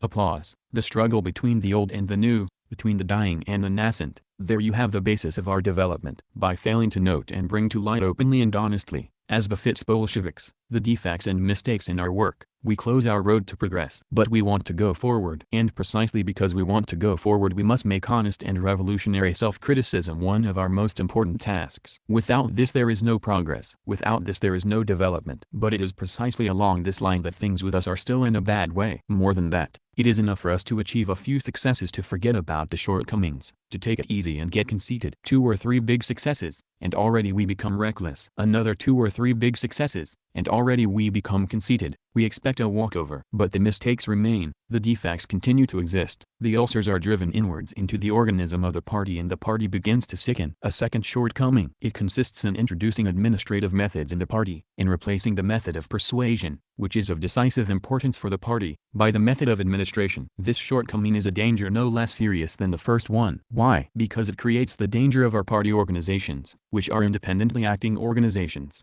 being converted into mere bureaucratic institutions. If we take into account that we have not less than 60,000 of the most active officials distributed among all sorts of economic, cooperative and state institutions, where they are fighting bureaucracy, it must be admitted that some of them, while fighting bureaucracy in those institutions, sometimes become infected with bureaucracy themselves and carry that infection into the party organization. And this is not our fault, comrades, but our misfortune. For that process will continue to a greater or lesser degree as long as the state exists. And precisely because that process has some roots in life, we must arm ourselves for the struggle against this shortcoming. We must raise the activity of the mass of the party membership, draw them into the decision of questions concerning our party leadership, systematically implant inter-party democracy and prevent the method of persuasion in our party practice being replaced by the method of administration. A third shortcoming. This consists in the desire of a number of our comrades to swim with the stream, smoothly and calmly, without perspective, without looking into the future, in such a way that a festive and holiday atmosphere should be felt all around, that we should have celebration meetings every day, with applause everywhere, and that all of us should be elected in turn as honorary members of all sorts of presidiums. Laughter, applause. Now it is this irresistible desire to see a festive atmosphere everywhere, this longing for decoration, for all sorts of anniversaries, necessary and unnecessary, this desire to swim with the stream without noticing where it is taking us. Laughter, applause. It is all this that forms the substance of the third shortcoming in our party practice, the basis of the defects in our party life. Have you seen boatmen, rowing conscientiously, in the sweat of their brows, but not seen where the current is carrying them? I have seen such boatmen on the Yenisei. They are honest and tireless boatmen. But the trouble is that they do not see, and refuse to see, that the current may carry them against the rocks, where doom awaits them. The same thing happens to some of our comrades. They row conscientious why, without stopping, their boat floats smoothly with the stream, only they do not know where it is taking them, and they do not even want to know. Working without perspective, floating without sail or rudder, that is what the desire to swim with the stream necessarily leads to. And the results? The results are obvious. First they become coated with mold, then they become drab, after that they sink into the quagmire of Philistinism and subsequently turn into regular Philistines. That is the path of real degeneration. There you have, comrades, some of the shortcomings in our party practice and in our party life, about which I wanted to say a few bitter words to you. And now permit me to pass to questions connected with the discussion and our so-called opposition. 2. The results of the discussion. Is there any sense, any value in a party discussion? Sometimes people say, why on earth was this discussion started? What good is it to anyone? Would it not have been better to settle the disputed questions privately, without washing dirty linen in public? That is wrong, comrades. Sometimes a discussion is absolutely necessary, and indubitably useful. The whole point is, what kind of discussion? If the discussion is conducted within comradely limits, within party limits, if its object is honest self-criticism, criticism of shortcomings in the party, if, therefore, it improves our work and arms the working class, then such a discussion is necessary and useful. But there is another kind of discussion, the object of which is not to improve our common work but to worsen it, not to strengthen the party, but to disintegrate and discredit it. Such a discussion usually leads not to the arming, but to the disarming of the proletariat. Such a discussion we do not need. Voices. Quite right. Applause. When the opposition demanded an all-union discussion about 3 months before the Congress, before the Central Committee's theses had been drawn up, before the publication of those theses, it tried to thrust upon us the kind of discussion that would inevitably have facilitated the task of our enemies, the task of the enemies of the working class, the task of the enemies of our party. That was precisely the reason why the Central Committee opposed the opposition's plans. And it is precisely because it opposed the opposition's plans that we succeeded in placing the discussion on the right lines by giving it a basis in the shape of the Central Committee's theses for the Congress. Now we can say without hesitation that, on the whole, the discussion has been again. As regards washing dirty linen in public, that is nonsense, comrades. We have never been, and never will be, afraid of openly criticizing ourselves and our mistakes before the whole party. The strength of Bolshevism is precisely that it is not afraid of criticism and that, in criticizing its defects, it acquires the energy for making further progress. Thus, the present discussion is a sign of our party's strength, a sign of its might. It must not be forgotten that in every big party, especially a party like ours, which is in power, and which contains a certain proportion of peasants and civil servants, there accumulates in the course of a certain time some elements who are indifferent to questions of party practice, who vote blindly and swim with the stream. The presence of a large number of these elements is an evil which must be combated. These elements constitute the marsh in our party. A discussion is an appeal to this marsh. The oppositionists appeal to it in order to win over some part of it, and they do indeed win over its worst part. The party appeals to it in order to win over its best part, to draw it into active party life. As a result, the marsh is compelled to exercise self-determination in spite of all its inertia. And it does indeed exercise self-determination as a result of these appeals, by giving up one section of its ranks to the opposition and another to the party, thus ceasing to exist as a marsh. In the general balance sheet of our party development, this is an asset. As a result of our present discussion, the marsh has diminished, it has wholly ceased, or is ceasing, to exist. Herein lies the advantage of the discussion. The results of the discussion, the results are known. Up to yesterday, it turns out, 724,000 comrades voted for the party and a little over 4,000 voted for the opposition. Such are the results. Our oppositionists thundered that the Central Committee had become divorced from the party, that the party had become divorced from the class, that if CNDNS were pots and pans they, the oppositionists, would certainly have had 99% on their side. But since CNDNS are not pots and pans, it turns out that the opposition has not even 1%. Such are the results. How could it happen that the party as a whole, and after it the working class as well, so thoroughly isolated the opposition? After all, the opposition is headed by well-known people with well-known names, people who know how to advertise themselves, voices, quite right, people who are not afflicted with modesty, applause, and who are able to blow their own trumpets, to make the most of their wares. It happened because the leading group of the opposition proved to be a group of petty bourgeois intellectuals divorced from life, divorced from the revolution, divorced from the party, from the working class. Voices, quite right.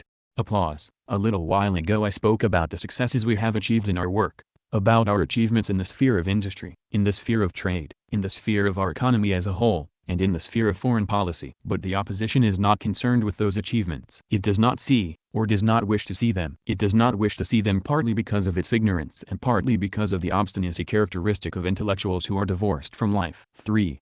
The fundamental divergences between the party and the opposition. You will ask, what then, after all, are the disagreements between the party and the opposition? On what questions do they disagree? On all questions, comrades. Voices, quite right. Recently I read a statement made by a non-party worker in Moscow, who is joining the party, or has already joined. Here is how he formulates the disagreements between the party and the opposition. Formerly we tried to find out what the party and the opposition disagreed about. Now we cannot find out on what the opposition agrees with the party. Laughter, applause. The opposition is against the party on all questions, therefore if I sided with the opposition I would not join the party.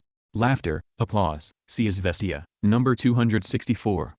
You see how aptly and at the same time concisely workers are sometimes able to express themselves. I think that this is the aptest and truest characterization of the opposition's attitude to the party, to its ideology, its program and its tactics. It is precisely the fact that the opposition disagrees with the party on all questions that makes it a group with its own ideology, its own program, its own tactics and its own organizational principles. The opposition possesses everything that is needed to form a new party, everything except a trifle the strength to do so. Laughter, applause. I could mention 7 main questions on which there is disagreement between the party and the opposition. First, the question of the possibility of the victorious building of socialism in our country. I shall not refer to the opposition's documents and declarations on this question. Everybody is familiar with them and there is no point in repeating them. It is clear to everybody that the opposition denies the possibility of the victorious building of socialism in our country. In denying that possibility, however, it is directly and openly slipping into the position of the Mensheviks. The opposition's line on this question is not a new one for its present leaders. It was the line taken by Kamenev and Zinoviev when they refused to go towards the October uprising. They stated plainly at the time that by making an uprising we were heading for destruction, that we must wait for the Constituent Assembly, that the conditions for socialism had not matured and would not mature soon. Trotsky took the very same line when he went towards the uprising.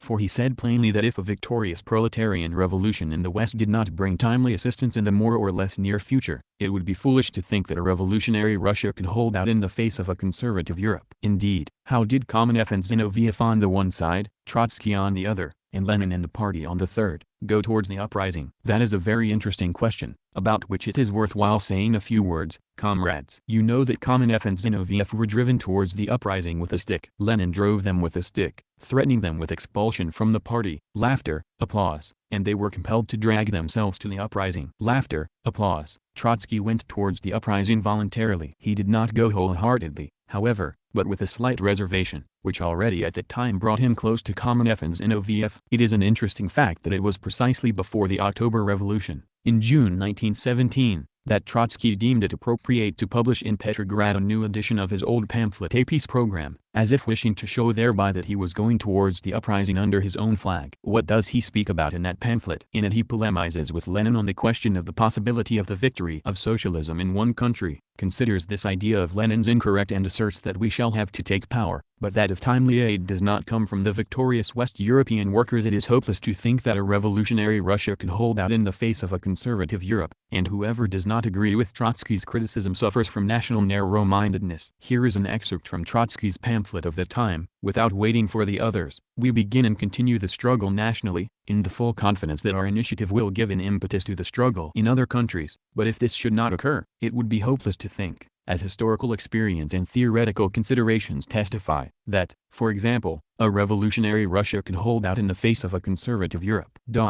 To accept the perspective of a social revolution within national bounds is to fall a prey to that very national narrow-mindedness which constitutes the essence of social patriotism.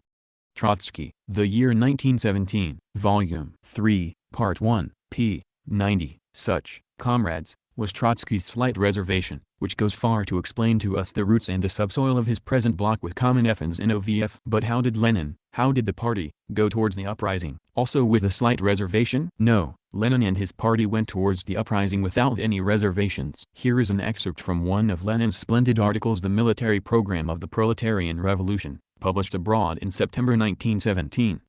The victory of socialism in one country does not at one stroke altogether eliminate all war. On the contrary, it presupposes wars. The development of capitalism proceeds extremely unevenly in the various countries. It cannot be otherwise under commodity production. From this it follows irrefutably that socialism cannot achieve victory simultaneously in all countries. It will achieve victory first in one or several countries, while the others will remain bourgeois or pre-bourgeois for some time. This is bound to create not only friction, but a direct striving on the part of the bourgeoisie of the other countries to crush the victorious proletariat of the socialist state. In such cases a war on our part would be a legitimate and just war. It would be a war for socialism, for the liberation of other peoples from the bourgeoisie.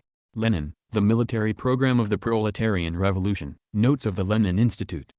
Part 2, p. 7, v. I. Lenin, Works, 4th Rus. ed., Volume 23, p. 67, p. 349. You see that we have a totally different line here. Whereas Trotsky went towards the uprising with a slight reservation that brought him close to Kamenev and Zinoviev, asserting that, taken by itself, proletarian power cannot amount to anything much if timely aid does not come from outside. Lenin, on the contrary, went to the uprising without reservations, asserting that proletarian power in our country must serve as a base for assisting the proletarians of other countries to emancipate themselves from the yoke of the bourgeoisie. That is how the Bolsheviks went towards the October uprising, and that is why Trotsky and Kamenev and Zinoviev found common ground in the 10th year of the October Revolution. One could depict in the form of a dialogue the conversation between Trotsky on the one hand, and Kamenev and Zinoviev on the other, when the opposition bloc was being formed. Kamenev and Zinoviev to Trotsky: So you see, dear comrade, in the end we proved to be right when we said that we ought not to go towards the October uprising, that we ought to wait for the Constituent Assembly, and so forth. Now, everybody sees that the country is degenerating, the government is degenerating, we are heading for destruction and there won't be any socialism in our country. We ought not to have gone towards the uprising. But you went to the uprising voluntarily. You made a big mistake. Trotsky replies to them: No, dear colleagues, you are unjust towards me. True, I went towards the uprising, but you forgot to say how I went. After all, I did not go to the uprising wholeheartedly, but with a reservation. General laughter. And since it is evident now that aid cannot be expected from anywhere outside, it is clear that we are heading for destruction, as I foretold at the time in A Peace Program. Zinoviev and Kamenev, Yes, you may be right. We forgot about your slight reservation. It is clear now that our bloc has an ideological foundation. General laughter. Applause. That is how the opposition's line of denying the possibility of victoriously building socialism in our country came into being. What does that line signify? It signifies surrender. To whom? Obviously to the capitalist elements in our country. To whom else? To the world bourgeoisie. But the left phrases, the revolutionary gestures, what has become of them? They have vanished. Give our opposition a good shaking, cast aside the revolutionary phraseology, and at bottom you will find that they are defeatists. Applause. Second, the question of the dictatorship of the proletariat. Have we the dictatorship of the proletariat or not? Rather a strange question. Laughter. Nevertheless, the opposition raises it in every one of its declarations. The opposition says that we are in a state of thermidor degeneration. What does that mean? It means that we have not got the dictatorship of the proletariat, that both our economics and our politics are a failure and are going backwards, that we are not moving towards socialism, but towards capitalism. That, of course, is strange and foolish. But the opposition insists on it. There you have, comrades, yet another divergence. It is on this that Trotsky's well-known thesis about Clemenceau is based. If the government has degenerated, or is degenerating,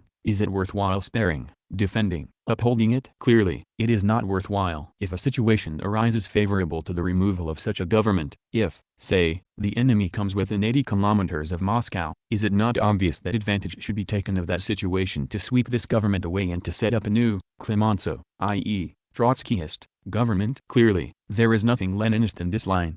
It is Menshevism of the purest water. The opposition has slipped into Menshevism. Third, the question of the bloc between the working class and the middle peasants. The opposition has all along concealed its hostility to the idea of such a bloc. Its platform, its counter-theses, are remarkable not so much for what they say as for what the opposition has tried to conceal from the working class. But a man was found, and Smirnov, also one of the leaders of the opposition, who had the courage to tell the truth about the opposition, to drag it into the light of day. And what do we find? We find that we are heading for destruction, and if we want to save ourselves, we must go in for discord with the middle peasants. Not very clever, but clear. Here, too, the opposition's Menshevik ears have at last become exposed for everybody to see. Fourth, the question of the character of our revolution. If the possibility of victoriously building socialism in our country is denied, if the existence of the dictatorship of the proletariat is denied, if the necessity of a bloc between the working class and the peasantry is denied, what then remains of our revolution, of its socialist character? Obviously, nothing. Absolutely nothing. The proletariat came to power, it carried the bourgeois revolution to completion. The peasantry now has nothing to do with the revolution since it has already received land, so the proletariat can now retire and make room for other classes. There you have the opposition's line. If we delve down to the roots of the oppositionist views, there you have all the roots of the defeatism of our opposition. No wonder the Buntist defeatist Abramovich praises it. Fifth, the question of Lenin's line on the leadership of colonial revolutions. Lenin took as his starting point the difference between imperialist countries and oppressed countries, between communist policy in imperialist countries and communist policy in colonial countries. Taking this difference as his starting point, he said, already during the war, that the idea of defending the fatherland,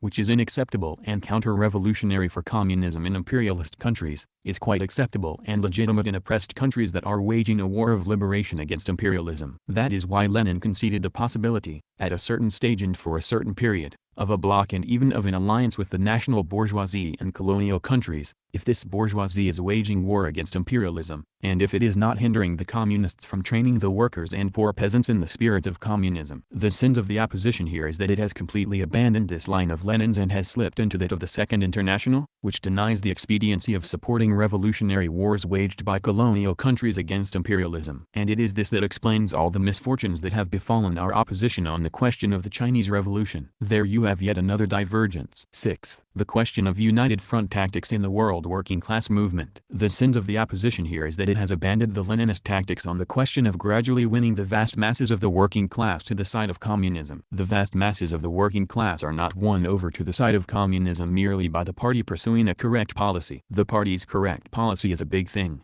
but it is by no means everything. In order that the vast masses of the working class should come over to communism, the masses themselves should become convinced through their own experience that the communist policy is correct. And for the masses to become convinced requires time, requires that the party should work skillfully and ably in leading the masses to its positions, that the party should work skillfully and ably to convince the vast masses that its policy is correct. We were absolutely right in April 1917. for we knew that things were moving towards the overthrow of the bourgeoisie and to the establishment of Soviet power. But we did not yet call upon the broad masses of the working class to rise in revolt against the power of the bourgeoisie. Why? Because the masses had not yet had the opportunity to become convinced that our absolutely correct policy was correct. Only when the petty bourgeois socialist revolutionary and Menshevik parties had utterly discredited themselves on the fundamental questions of the revolution, only when the masses began to be convinced that our policy was correct, only then did we lead the masses to the uprising. And it is precisely because we led the masses to the uprising at the proper time that we achieved victory then. There you have the roots of the United Front idea. Lenin put the United Front tactics into operation precisely for the purpose of helping the vast masses of the working class in the capitalist countries,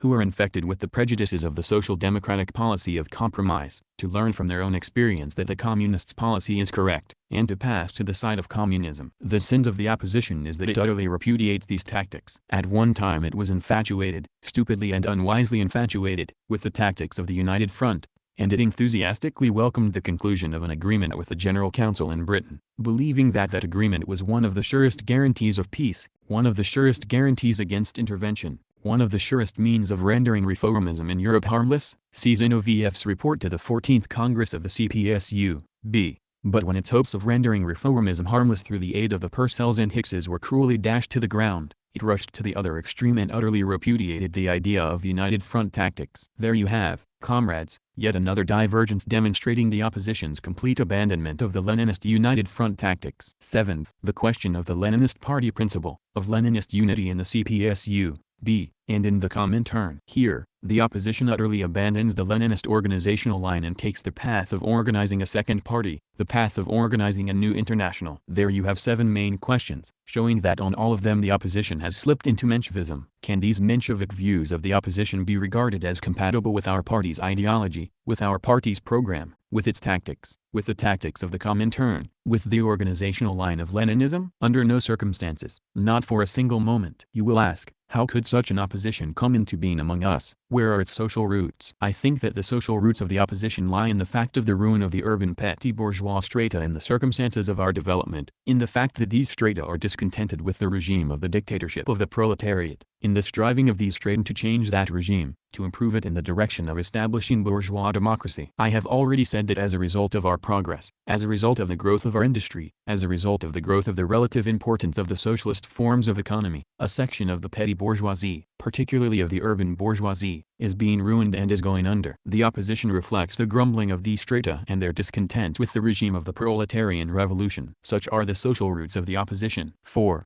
What next? What is to be done now with the opposition? Before passing to this question, I should like to tell you the story of an experiment in joint work with Trotsky that Kamenev made in 1910. This is a very interesting question, the more so as it could give us some clue to the proper approach to the question raised. In 1910 a plenum of our Central Committee was held abroad. It discussed the question of the relations between the Bolsheviks and the Mensheviks, and Trotsky in particular. We were then a part of one party that included the Mensheviks, and we called ourselves a group. The plenum decided in favor of conciliation with the Mensheviks and, consequently, with Trotsky, in spite of Lenin, in opposition to Lenin. Lenin was left in the minority. But what about Kamenev? Kamenev undertook to cooperate with Trotsky. His cooperation was with Lenin's knowledge and consent, because Lenin wanted to prove to Kamenev by experience that it was harmful and impermissible to cooperate with Trotsky against Bolshevism. Listen to what Kamenev relates about this. Quote, in 1910, the majority of our group made an attempt at conciliation and agreement with Comrade Trotsky. Vladimir Ilyich was strongly opposed to this attempt and,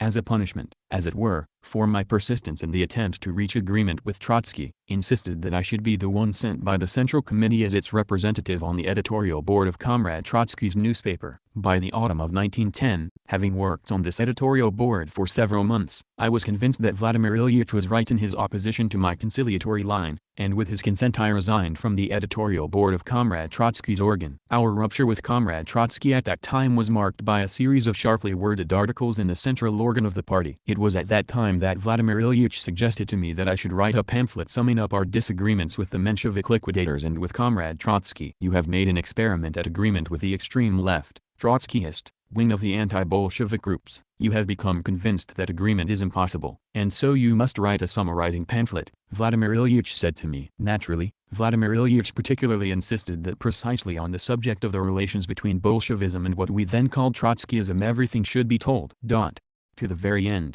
L. Kamenev's preface to his pamphlet Two Parties, end of quote. What were the results of this? Listen further, quote. The experiment enjoined work with Trotsky, which, I make bold to say, I performed with sincerity, as is proved precisely by the way Trotsky is now exploiting my letters and private conversations, showed that conciliation irresistibly slips into defense of liquidationism and definitely takes the side of the latter. L. Kamenev, Two Parties. And further, quote. Oh, had Trotskyism been victorious as a mood in the party, what a clear field there would have been for liquidationism, for its Sovism, and for all the trends that were fighting the party. Ibid. There, comrades, you have an experiment in joint work with Trotsky. A voice, an instructive experiment. Kamenev, at the time, described the results of that experiment in a special pamphlet that was published in 1911 under the title Two Parties. I have no doubt that this pamphlet was very useful to all those comrades who still harbored illusions about cooperation with Trotsky. And now I would ask, would not Kamenev try to write another pamphlet, also bearing the title Two Parties, about his present experiment in cooperating with Trotsky? General laughter. Applause. Perhaps there would be some use in his doing so. Of course, I can give Kamenev no guarantee that Trotsky will not now use his letters and intimate conversations against him as he did then. General laughter. But it is scarcely worthwhile being afraid of that. At all events, a choice has to be made, either to be afraid that Trotsky will use Kamenev's letters and divulge his secret conversations with Trotsky, in which case the danger arises of being outside the party, or to cast off all fear and remain in the party. That is how the question stands now. Comrades, one thing or the other. It is said that the opposition intends to present to the Congress some kind of a declaration to the effect that it, the opposition, submits and will in future submit to all party decisions. A voice, just as it did in October 1926, dissolve its faction. A voice, we have heard that twice, and defend its views, which it does not renounce. Voices, oh, no, we had better dissolve it ourselves, within the framework of the party rules. Voices, with slight reservations. Our framework is not made of rubber. I think, comrades, that nothing will come of this. Voices, quite right. Prolonged applause. We too, comrades, have made some experiment with declarations. Applause. We made an experiment with two declarations. Voices, quite right. That of October 16, 1926 and that of August 8, 1927. What did that experiment lead to? Although I do not intend to write a pamphlet Two Parties, I make bold to say that that experiment led to the most negative results. Voices, quite right. To the deception of the party on two occasions. To the slackening of party discipline. What grounds has the opposition now for demanding that we, the Congress of a great party, the Congress of Lenin's party, should take its word after such an experiment? Voices, it would be foolishness. Whoever does so will get into trouble. It is said that they are also raising the question of the reinstatement in the party of those who have been expelled. Voices, that won't come off.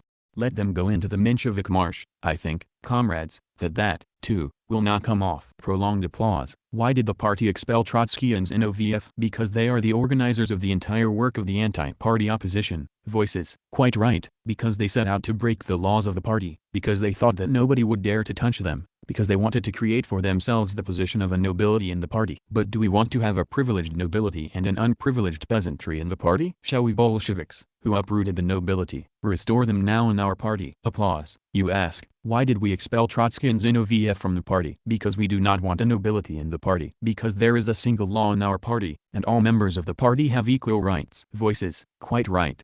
Prolonged applause. If the opposition wants to be in the party, let it submit to the will of the party, to its laws, to its instructions, without reservations, without equivocation. If it does not want to do that, let it go where it will find more freedom. Voices, quite right. Applause. We do not want new laws providing privileges for the opposition, and we will not create them. Applause. The question is raised about conditions. We make only one condition. The opposition must disarm wholly and entirely, both ideologically and organizationally. Voices, quite right. Prolonged applause. It must renounce its anti-Bolshevik views openly and honestly, before the whole world. Voices, quite right. Prolonged applause. It must brand the mistakes it has committed, mistakes which have grown into crimes against the party, openly and honestly, before the whole world. It must surrender its units to us in order that the party may be able to dissolve them so that nothing is left. Voices, quite right. Prolonged applause. Either that, or let them go out of the party. And if they do not go out, we shall throw them out. Voices, quite right. Prolonged applause. That is how the matter stands with the opposition, comrades. Chapter 4. General Summary. I am concluding, comrades. What is the general summary for the period under review? It is as follows.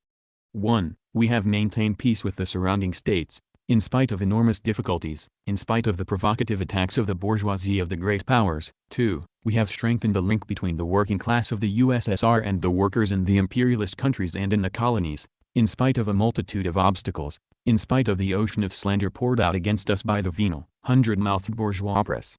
3. We have raised the prestige of the proletarian dictatorship among the vast masses of the working people in all parts of the world. 4. We, as a party, have helped the Comintern and its sections to increase their influence in all countries in the world. 5. We have done everything one party can do to develop and accelerate the world revolutionary movement. 6. We have raised further our socialist industry, establishing for it a record rate of development and consolidating its hegemony in the entire national economy. 7. We have established a bond between socialist industry and peasant economy. 8. We have strengthened the alliance between the working class and the middle peasants, while relying on the peasant poor. 9. We have strengthened the dictatorship of the proletariat in our country, in spite of the hostile international encirclement, and have shown the workers of all countries that the proletariat is able not only to destroy capitalism, but also to build socialism. 10. We have strengthened the party, upheld Leninism and utterly routed the opposition. Such is the general summary. What is the conclusion? Only one conclusion can be drawn. We are on the right road. Our party's policy is correct. Voices, quite right. Applause. And from this it follows that, continuing along this road, we shall certainly achieve the victory of socialism in our country, the victory of socialism in all countries. Prolonged applause. But that does not mean that we shall not encounter difficulties on our road. There will be difficulties. But difficulties do not daunt us, for we are Bolsheviks who have been steeled in the fire of revolution. There will be difficulties. But we shall surmount them, as we have surmounted them up to now, for we are Bolsheviks, who have been wrought by Lenin's Iron Party in order to combat difficulties and surmount them, and not to whine and moan. And precisely because we are Bolsheviks we shall certainly be victorious. Comrades, forward to the victory of communism in our country, to the victory of communism all over the world. Stormy and prolonged applause. All rise and give Comrade Stalin an ovation. The Internationale is sung. Reply to the discussion on the political report of the Central Committee December 7. Comrades, after the speeches delivered by a whole series of delegates, there is little left for me to say. Concerning the speeches of Yevdokimov and Moralov I cannot say anything of their substance, for they provide no material for that. Only one thing could be said about them. Allah, forgive them their trespasses, for they know not what they are talking about. Laughter, applause. I should like to deal with the speeches delivered by Raykovsky and, particularly, Kamenev, whose speech was the most hypocritical and lying of all the speeches of the oppositionists. Voices, quite right. Chapter 1 concerning Raykovsky's speech. A. Concerning foreign policy. I think that it was to no purpose that Raykovsky touched upon the question of war and foreign policy here. Everybody knows that at the Moscow conference Raykovsky made a fool of himself on the question of war. Evidently, he came here and took the floor in order to correct that stupidity, but he made an even bigger fool of himself. Laughter. I think it would have been better for Raykovsky not to say anything about foreign policy. B. Concerning left and right. Raykovsky asserts that the opposition is the left sector of our party. That is enough to make a cat laugh. Comrades, obviously, such statements are made for political bankrupts to console themselves with. It has been proved that the opposition is the Menshevik wing of our party, that the opposition has slipped into Menshevism, that, objectively, the opposition has become a tool of the bourgeois elements. All this has been proved over and over again. How then can there be any talk here about the opposition's leftism? How can a Menshevik group which, objectively, has become a tool of the third force, of the bourgeois elements, how can such a group be more left than the Bolsheviks? Is it not obvious that the opposition is the right, Menshevik wing of the CPSU? B. Evidently, Raykovsky has got himself thoroughly mixed up and has confused the right with the left. Do you remember Gogol's cellophane? Oh you, dirty legs. You don't know which is right and which is left. C. Concerning the opposition's assistance. Raykovsky says that the opposition is prepared to support the party if the imperialists attack us. How generous, to be sure. They, a tiny group, scarcely half of 1% of our party, graciously promise to assist us if the imperialists attack our country. We have no faith in your assistance, and we don't need it. We ask only one thing of you: don't hinder us, stop hindering us. All the rest we shall do ourselves, you can be sure of that. Voices, quite right. Applause. D. Concerning signalmen. Raykovsky states further that the opposition is signaling to us about the dangers, the difficulties, the destruction facing our country. Fine signalmen, indeed, who want to save the party from destruction when they themselves are rushing to their doom and really need saving. They can barely keep on their feet themselves and yet want to save others. Isn't it ridiculous, comrades? Laughter. Picture to yourselves a tiny boat at sea, barely able to keep afloat, ready to founder at any moment. And picture to yourselves a magnificent steamship powerfully cutting the waves and confidently making headway. What would you say if this tiny boat thrust itself forward to save the huge steamship? Laughter. It would be more than ridiculous, would it not? That is exactly the position the signalmen of our opposition are in now. They are signaling to us about dangers, difficulties, destruction, and whatnot, but they themselves are sinking. They do not realize that they have already gone to the bottom. Speaking of themselves as signalmen, the oppositionists thereby lay claim to the leadership of the party, of the working class, of the country. The question is, on what grounds have they, the oppositionists, given any practical proof that they are capable of leading anything, let alone the party, the class, the country? Is it not a fact that the opposition, headed by people like Trotsky, Zinoviev, and Kamenev, has been leading its group for 2 years already, and that, by their leadership, the leaders of the opposition have brought it to complete bankruptcy? Is it not a fact that during these 2 years the opposition has led its group from defeat to defeat? What does this show if not that the leaders of the opposition are bankrupt, that their leadership has proved to be leadership to defeat, not to victory? But since the leaders of the opposition failed in a small matter, what grounds are there for thinking that they will be successful in a big one? Is it not obvious that people who have gone bankrupt in leading a small group cannot possibly be entrusted with the leadership of such a big thing as the party, the working class, the country? That is what our signalmen refuse to understand. Chapter 2 concerning Kamenev's speech. I pass on to Kamenev's speech. That speech was the most lying, hypocritical, fraudulent and scoundrelly of all the opposition speeches delivered here, from this rostrum. Voices. Quite right.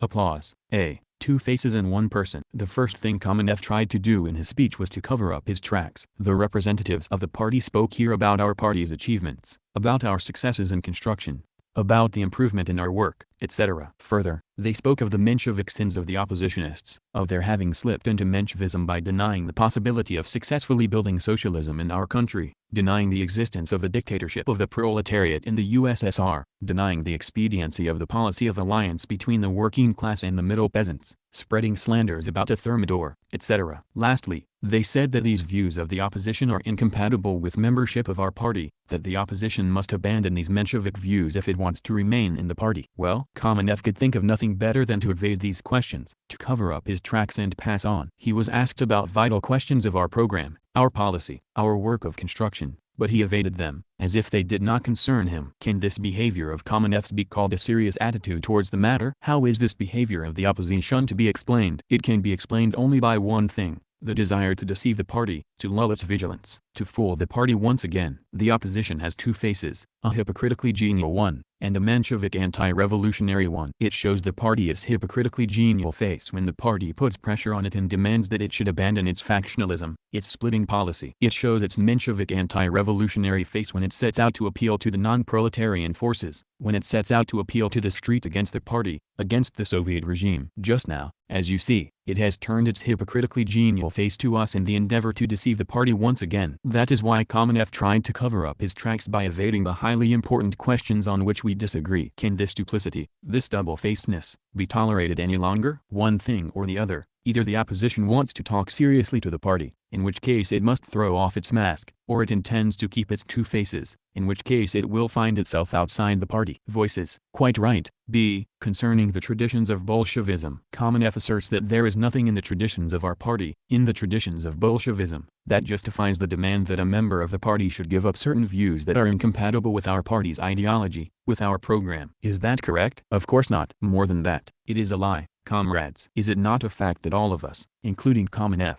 expelled Myatikov and the Myatikovites from the party? Why did we expel them? Because their Menshevik views were incompatible with the party's views. Is it not a fact that all of us, including Kamenev, expelled part of the workers' opposition from the party? Why did we expel it? Because its Menshevik views were incompatible with our party's views. Why were Ossovsky and Dashkovsky expelled from the party? Why were Maslow, Ruth Fisher, Katz and others expelled from the Comintern? Because their views were incompatible with the ideology of the Comintern, with the ideology of the CPSU.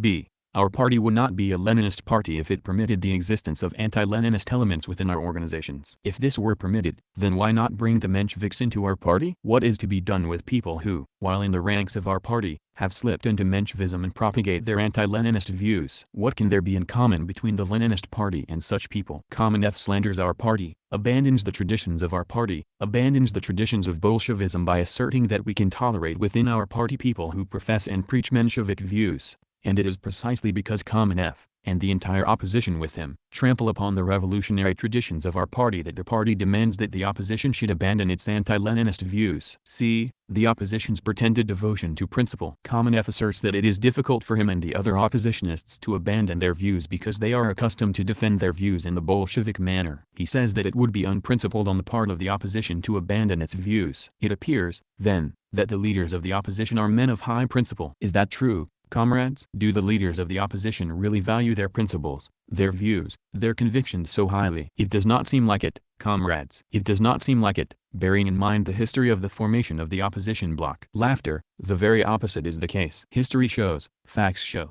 that nobody has jumped so easily from one set of principles to another. Nobody has changed his views so easily and freely as the leaders of our opposition have done. Why, then, should they not give up their views now, too, if the interests of the party demand it? Here are some examples from the history of Trotskyism. It is well known that Lenin, mustering the party, convened the Conference of Bolsheviks in Prague in 1912. It is well known that that conference was of very great importance in the history of our party, for it drew a dividing line between the Bolsheviks and the Mensheviks and united the Bolshevik organizations all over the country into a single Bolshevik party. It is well known that in that same year, 1912, a Menshevik conference of the August Bloc, headed by Trotsky, took place. Further, it is well known that that conference proclaimed war on the Bolshevik conference and called upon the workers' organizations to liquidate Lenin's party. What did the conference of Trotsky's August Bloc accuse the Prague Bolshevik conference of at that time?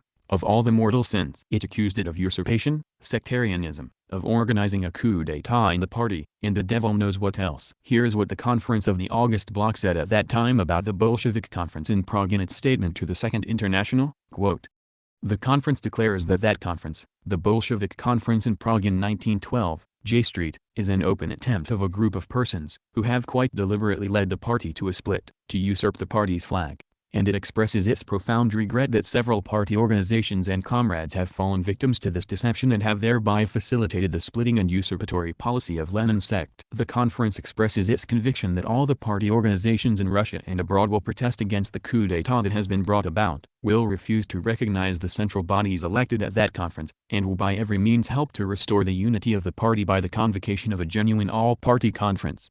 From the statement of the August Bloc to the Second International, published in 4 Verts, March 26, 1912, end of quote. As you see, everything is here: Lenin's sect, usurpation, and a coup d'état in the party. And what happened? A few years passed, and Trotsky abandoned those views of his about the Bolshevik party. He not only abandoned his views, but crawled on his belly to the Bolshevik party, joining it as one of its active members. Laughter. What grounds are there for assuming, after all this, that Trotsky and the Trotskyists will not be able once again to abandon their views about Thermidor tendencies in our party, about usurpation, etc.? Another example from the same sphere. It is known that at the end of 1924, Trotsky published a pamphlet entitled The Lessons of October. It is known that in this pamphlet Trotsky described Kamenev and Zinoviev as the right, semi-Menshevik wing of our party. It is known that Trotsky's pamphlet was the cause of a whole discussion in our party. And what happened? Only about a year passed, and Trotsky abandoned his views and proclaimed that Zinoviev and Kamenev were not the right wing of our party but its left, revolutionary wing. Another example, this time from the history of the Zinoviev group. It is known that Zinoviev and Kamenev have written a whole pile of pamphlets against Trotskyism. It is known that as far back as 1925 Zinoviev and Kamenev declared,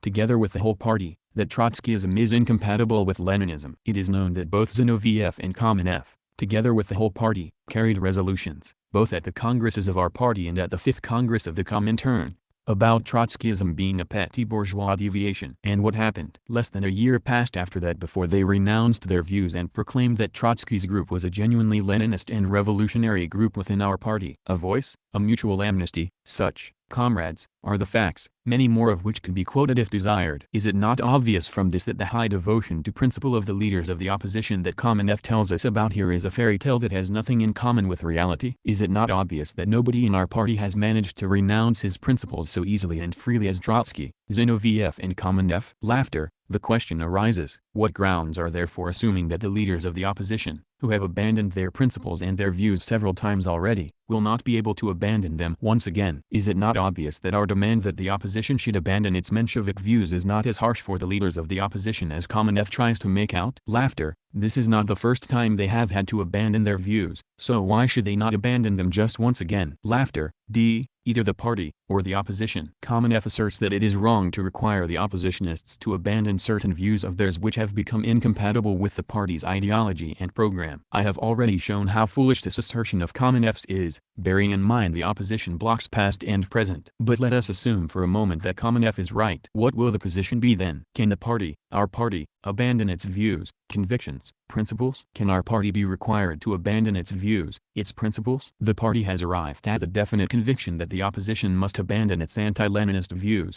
that if it does not do so it will be sent flying out of the party. If it is wrong to require the opposition to abandon its convictions, why is it right to require the party to abandon its views and convictions about the opposition? According to Kamenev, however, the opposition cannot abandon its anti-Leninist views, but the party must abandon its view that the opposition cannot be allowed to remain in our party unless the opposition abandons its anti-Leninist views. Where is the logic in this? Laughter, applause. Kamenev asserts that the oppositionists are courageous men who stand up for their convictions to the last. I have little belief in the courage and devotion to principle of the leaders of the opposition. I have especially little belief in the courage, for example, of Zinoviev or Kamenev. Laughter, who abuse Trotsky one day and embrace him the next. A voice. They are accustomed to play leapfrog. But let us assume for a moment that the leaders of our opposition have retained some modicum of courage and devotion to principle. What grounds are there for assuming that the party is less courageous and devoted to principle than, say, Zinoviev, Kamenev or Trotsky? What grounds are there for assuming that the party will more easily abandon its convictions about the opposition, its conviction that the latter's Menshevik views are incompatible with the party's ideology and program, than that the leaders of the opposition will abandon their views, which they change every now and again like gloves? Laughter. Is it not clear from this that Kamenev is requiring the party to abandon its views about the opposition and the latter's Menshevik mistakes? Is not Kamenev going too far? Will he not agree that it is dangerous to go so far? The question is this: either the party, or the opposition. Either the opposition abandons its anti-Leninist views, or it does not do so, in which case not even the memory of it will remain in the party. Voices. Quite right. Applause.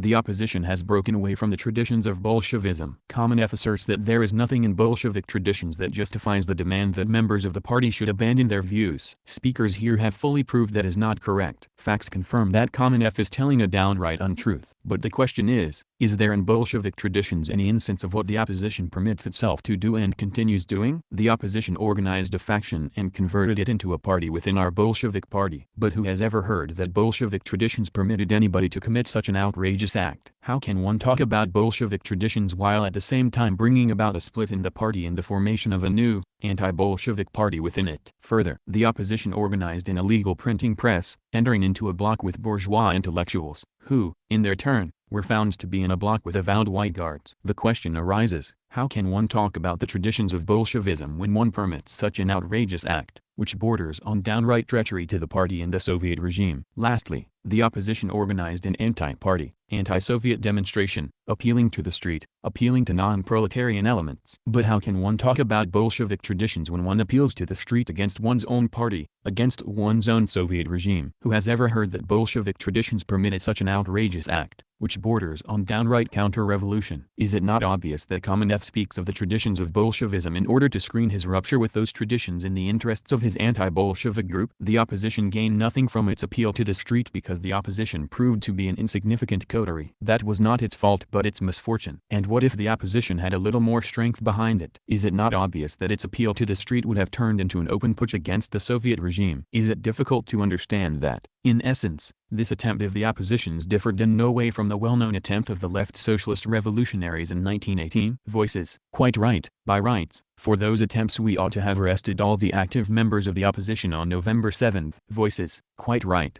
Prolonged applause. We did not do so only because we took pity on them. We displayed magnanimity and wanted to give them an opportunity to come to their senses. But they interpreted our magnanimity as weakness. Is it not obvious that Kamenev's talk about Bolshevik traditions is empty and deceitful talk intended to screen the opposition's rupture with the traditions of Bolshevism? Concerning sham unity and genuine unity. Kamenev gave us a song here about unity. He positively warbled, begging the party to come to the rescue and establish unity at all costs. They, the leaders of the opposition, don't you see, are opposed to the two-party policy. They, don't you see, are in favor of party unity at all costs. And yet, we know for certain that at the very moment that Kamenev was singing about party unity here, his supporters were passing resolutions at their secret meetings to the effect that the opposition's declaration on unity was a maneuver designed to preserve its forces and enable its splitting policy to be continued. On the one hand, the opposition sings about party unity at the Congress of the Leninist Party. On the other hand, the opposition works underground to split the party, to organize a second party, to undermine party unity. That is what they call unity at all costs. Is it not time to stop this criminal, swindling game? Kamenev talked about unity. Unity with whom? Unity with the party, or with Sherbakov? Is it not time to understand that Leninists and Messieurs the Sherbakovs cannot be united in one party? Kamenev talked about unity. Unity with whom? With Maslow and Suverin, or with the Comintern and the CPSU. B. Is it not time to understand that one cannot speak of unity with the CPSU, B, and the Comintern while persisting in unity with the Maslows and Suverins? Is it not time to understand that it is impossible to unite Leninist views with the opposition's Menshevik views? Unite Lenin and Abramovich? No thank you, comrades. It is time to stop this swindling game. That is why I think that Kamenev's talk about unity at all costs is a hypocritical game intended to deceive the party. We need genuine unity and not playing at unity. Have we genuine Leninist unity in our party? Yes, we have. When 99% of our party vote for the party and against the opposition, that is real, genuine, proletarian unity such as we have not had in our party before. Here you have the party congress, at which there is not a single opposition delegate. Applause. What is that if not the unity of our Leninist party? That is what we call the Leninist unity of the Bolshevik party. G. Finish with the opposition.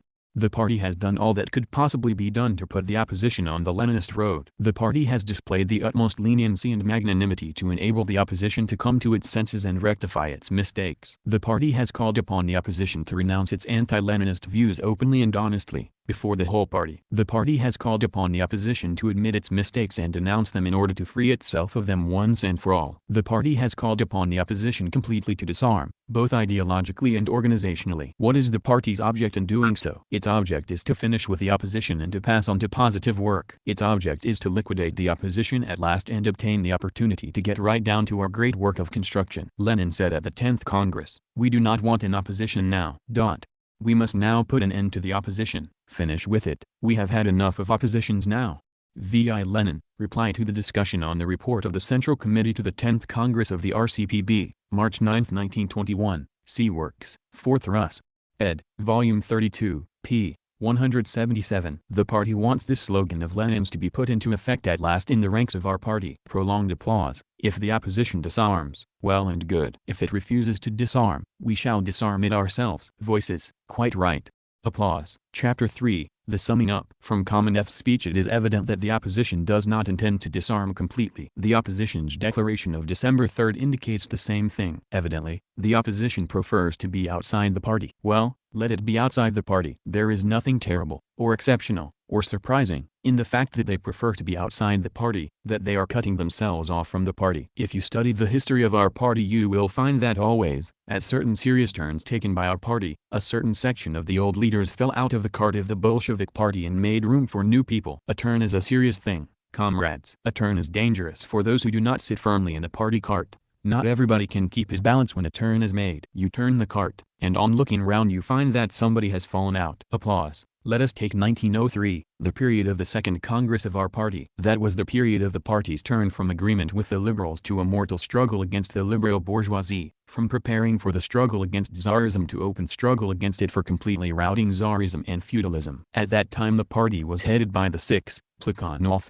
Zaslik, Martov, Lenin, Axelrod, and Patrusov. The turn proved fatal to 5 out of the 6. They fell out of the cart. Lenin alone remained. Applause. It turned out that the old leaders of the party, the founders of the party, Plekhanov, Zaslik and Axelrod, plus 2 young ones, Martov and Patrusov, were against one, also a young one, Lenin. If only you knew how much howling, weeping and wailing there was then that the party was doomed, that the party would not hold out, that nothing could be done without the old leaders. The howling and wailing subsided, however, but the facts remained. And the facts were that precisely thanks to the departure of the 5 the party succeeded in getting onto the right road. It is now clear to every Bolshevik that if Lenin had not waged a resolute struggle against the 5, if the 5 had not been pushed aside, our party could not have rallied as a Bolshevik party capable of leading the proletarians to the revolution against the bourgeoisie. Voices, that's true. Let us take the next period, the period 1907-08. That was the period of our party's turn from open revolutionary struggle against Tsarism to flanking methods of struggle, to the use of all kinds of legal possibilities from insurance funds to the floor of the Duma. It was the period of retreat after we had been defeated in the 1905 revolution. This turn required of us that we should master new methods of struggle in order, after mustering our forces, to resume the open revolutionary struggle against Tsarism. But this turn proved fatal to a number of old Bolsheviks. Alexinsky fell out of the cart. At one time he was quite a good Bolshevik. Bogdanov fell out. He was one of the most prominent leaders of our party. Roskov, a former member of the Central Committee of our party, fell out. And so forth. There was, perhaps, at that time no less howling and wailing that the party would perish than in 1903. The howling, however, subsided, but the facts remained. And the facts showed that the party would not have been able to get on to the right road under the new conditions of struggle had it not purged itself of the people who were wavering and hindering the cause of the revolution. What was Lenin's object at that time?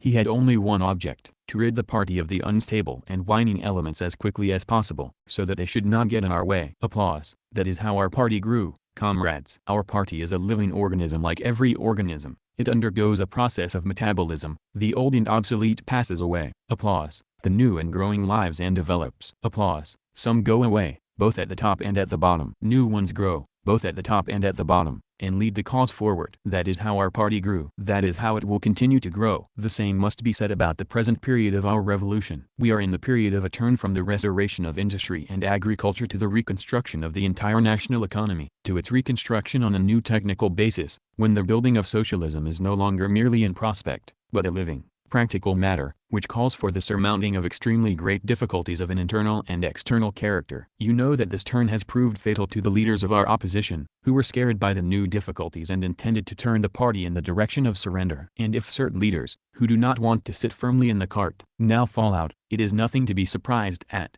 It will merely rid the party of people who are getting in its way and hindering its progress. Evidently, they seriously want to free themselves from our party cart. Well, if some of the old leaders who are turning into trash intend to fall out of the cart, a good riddance to them. Stormy and prolonged applause. The whole Congress rises and gives Comrade Stalin an ovation.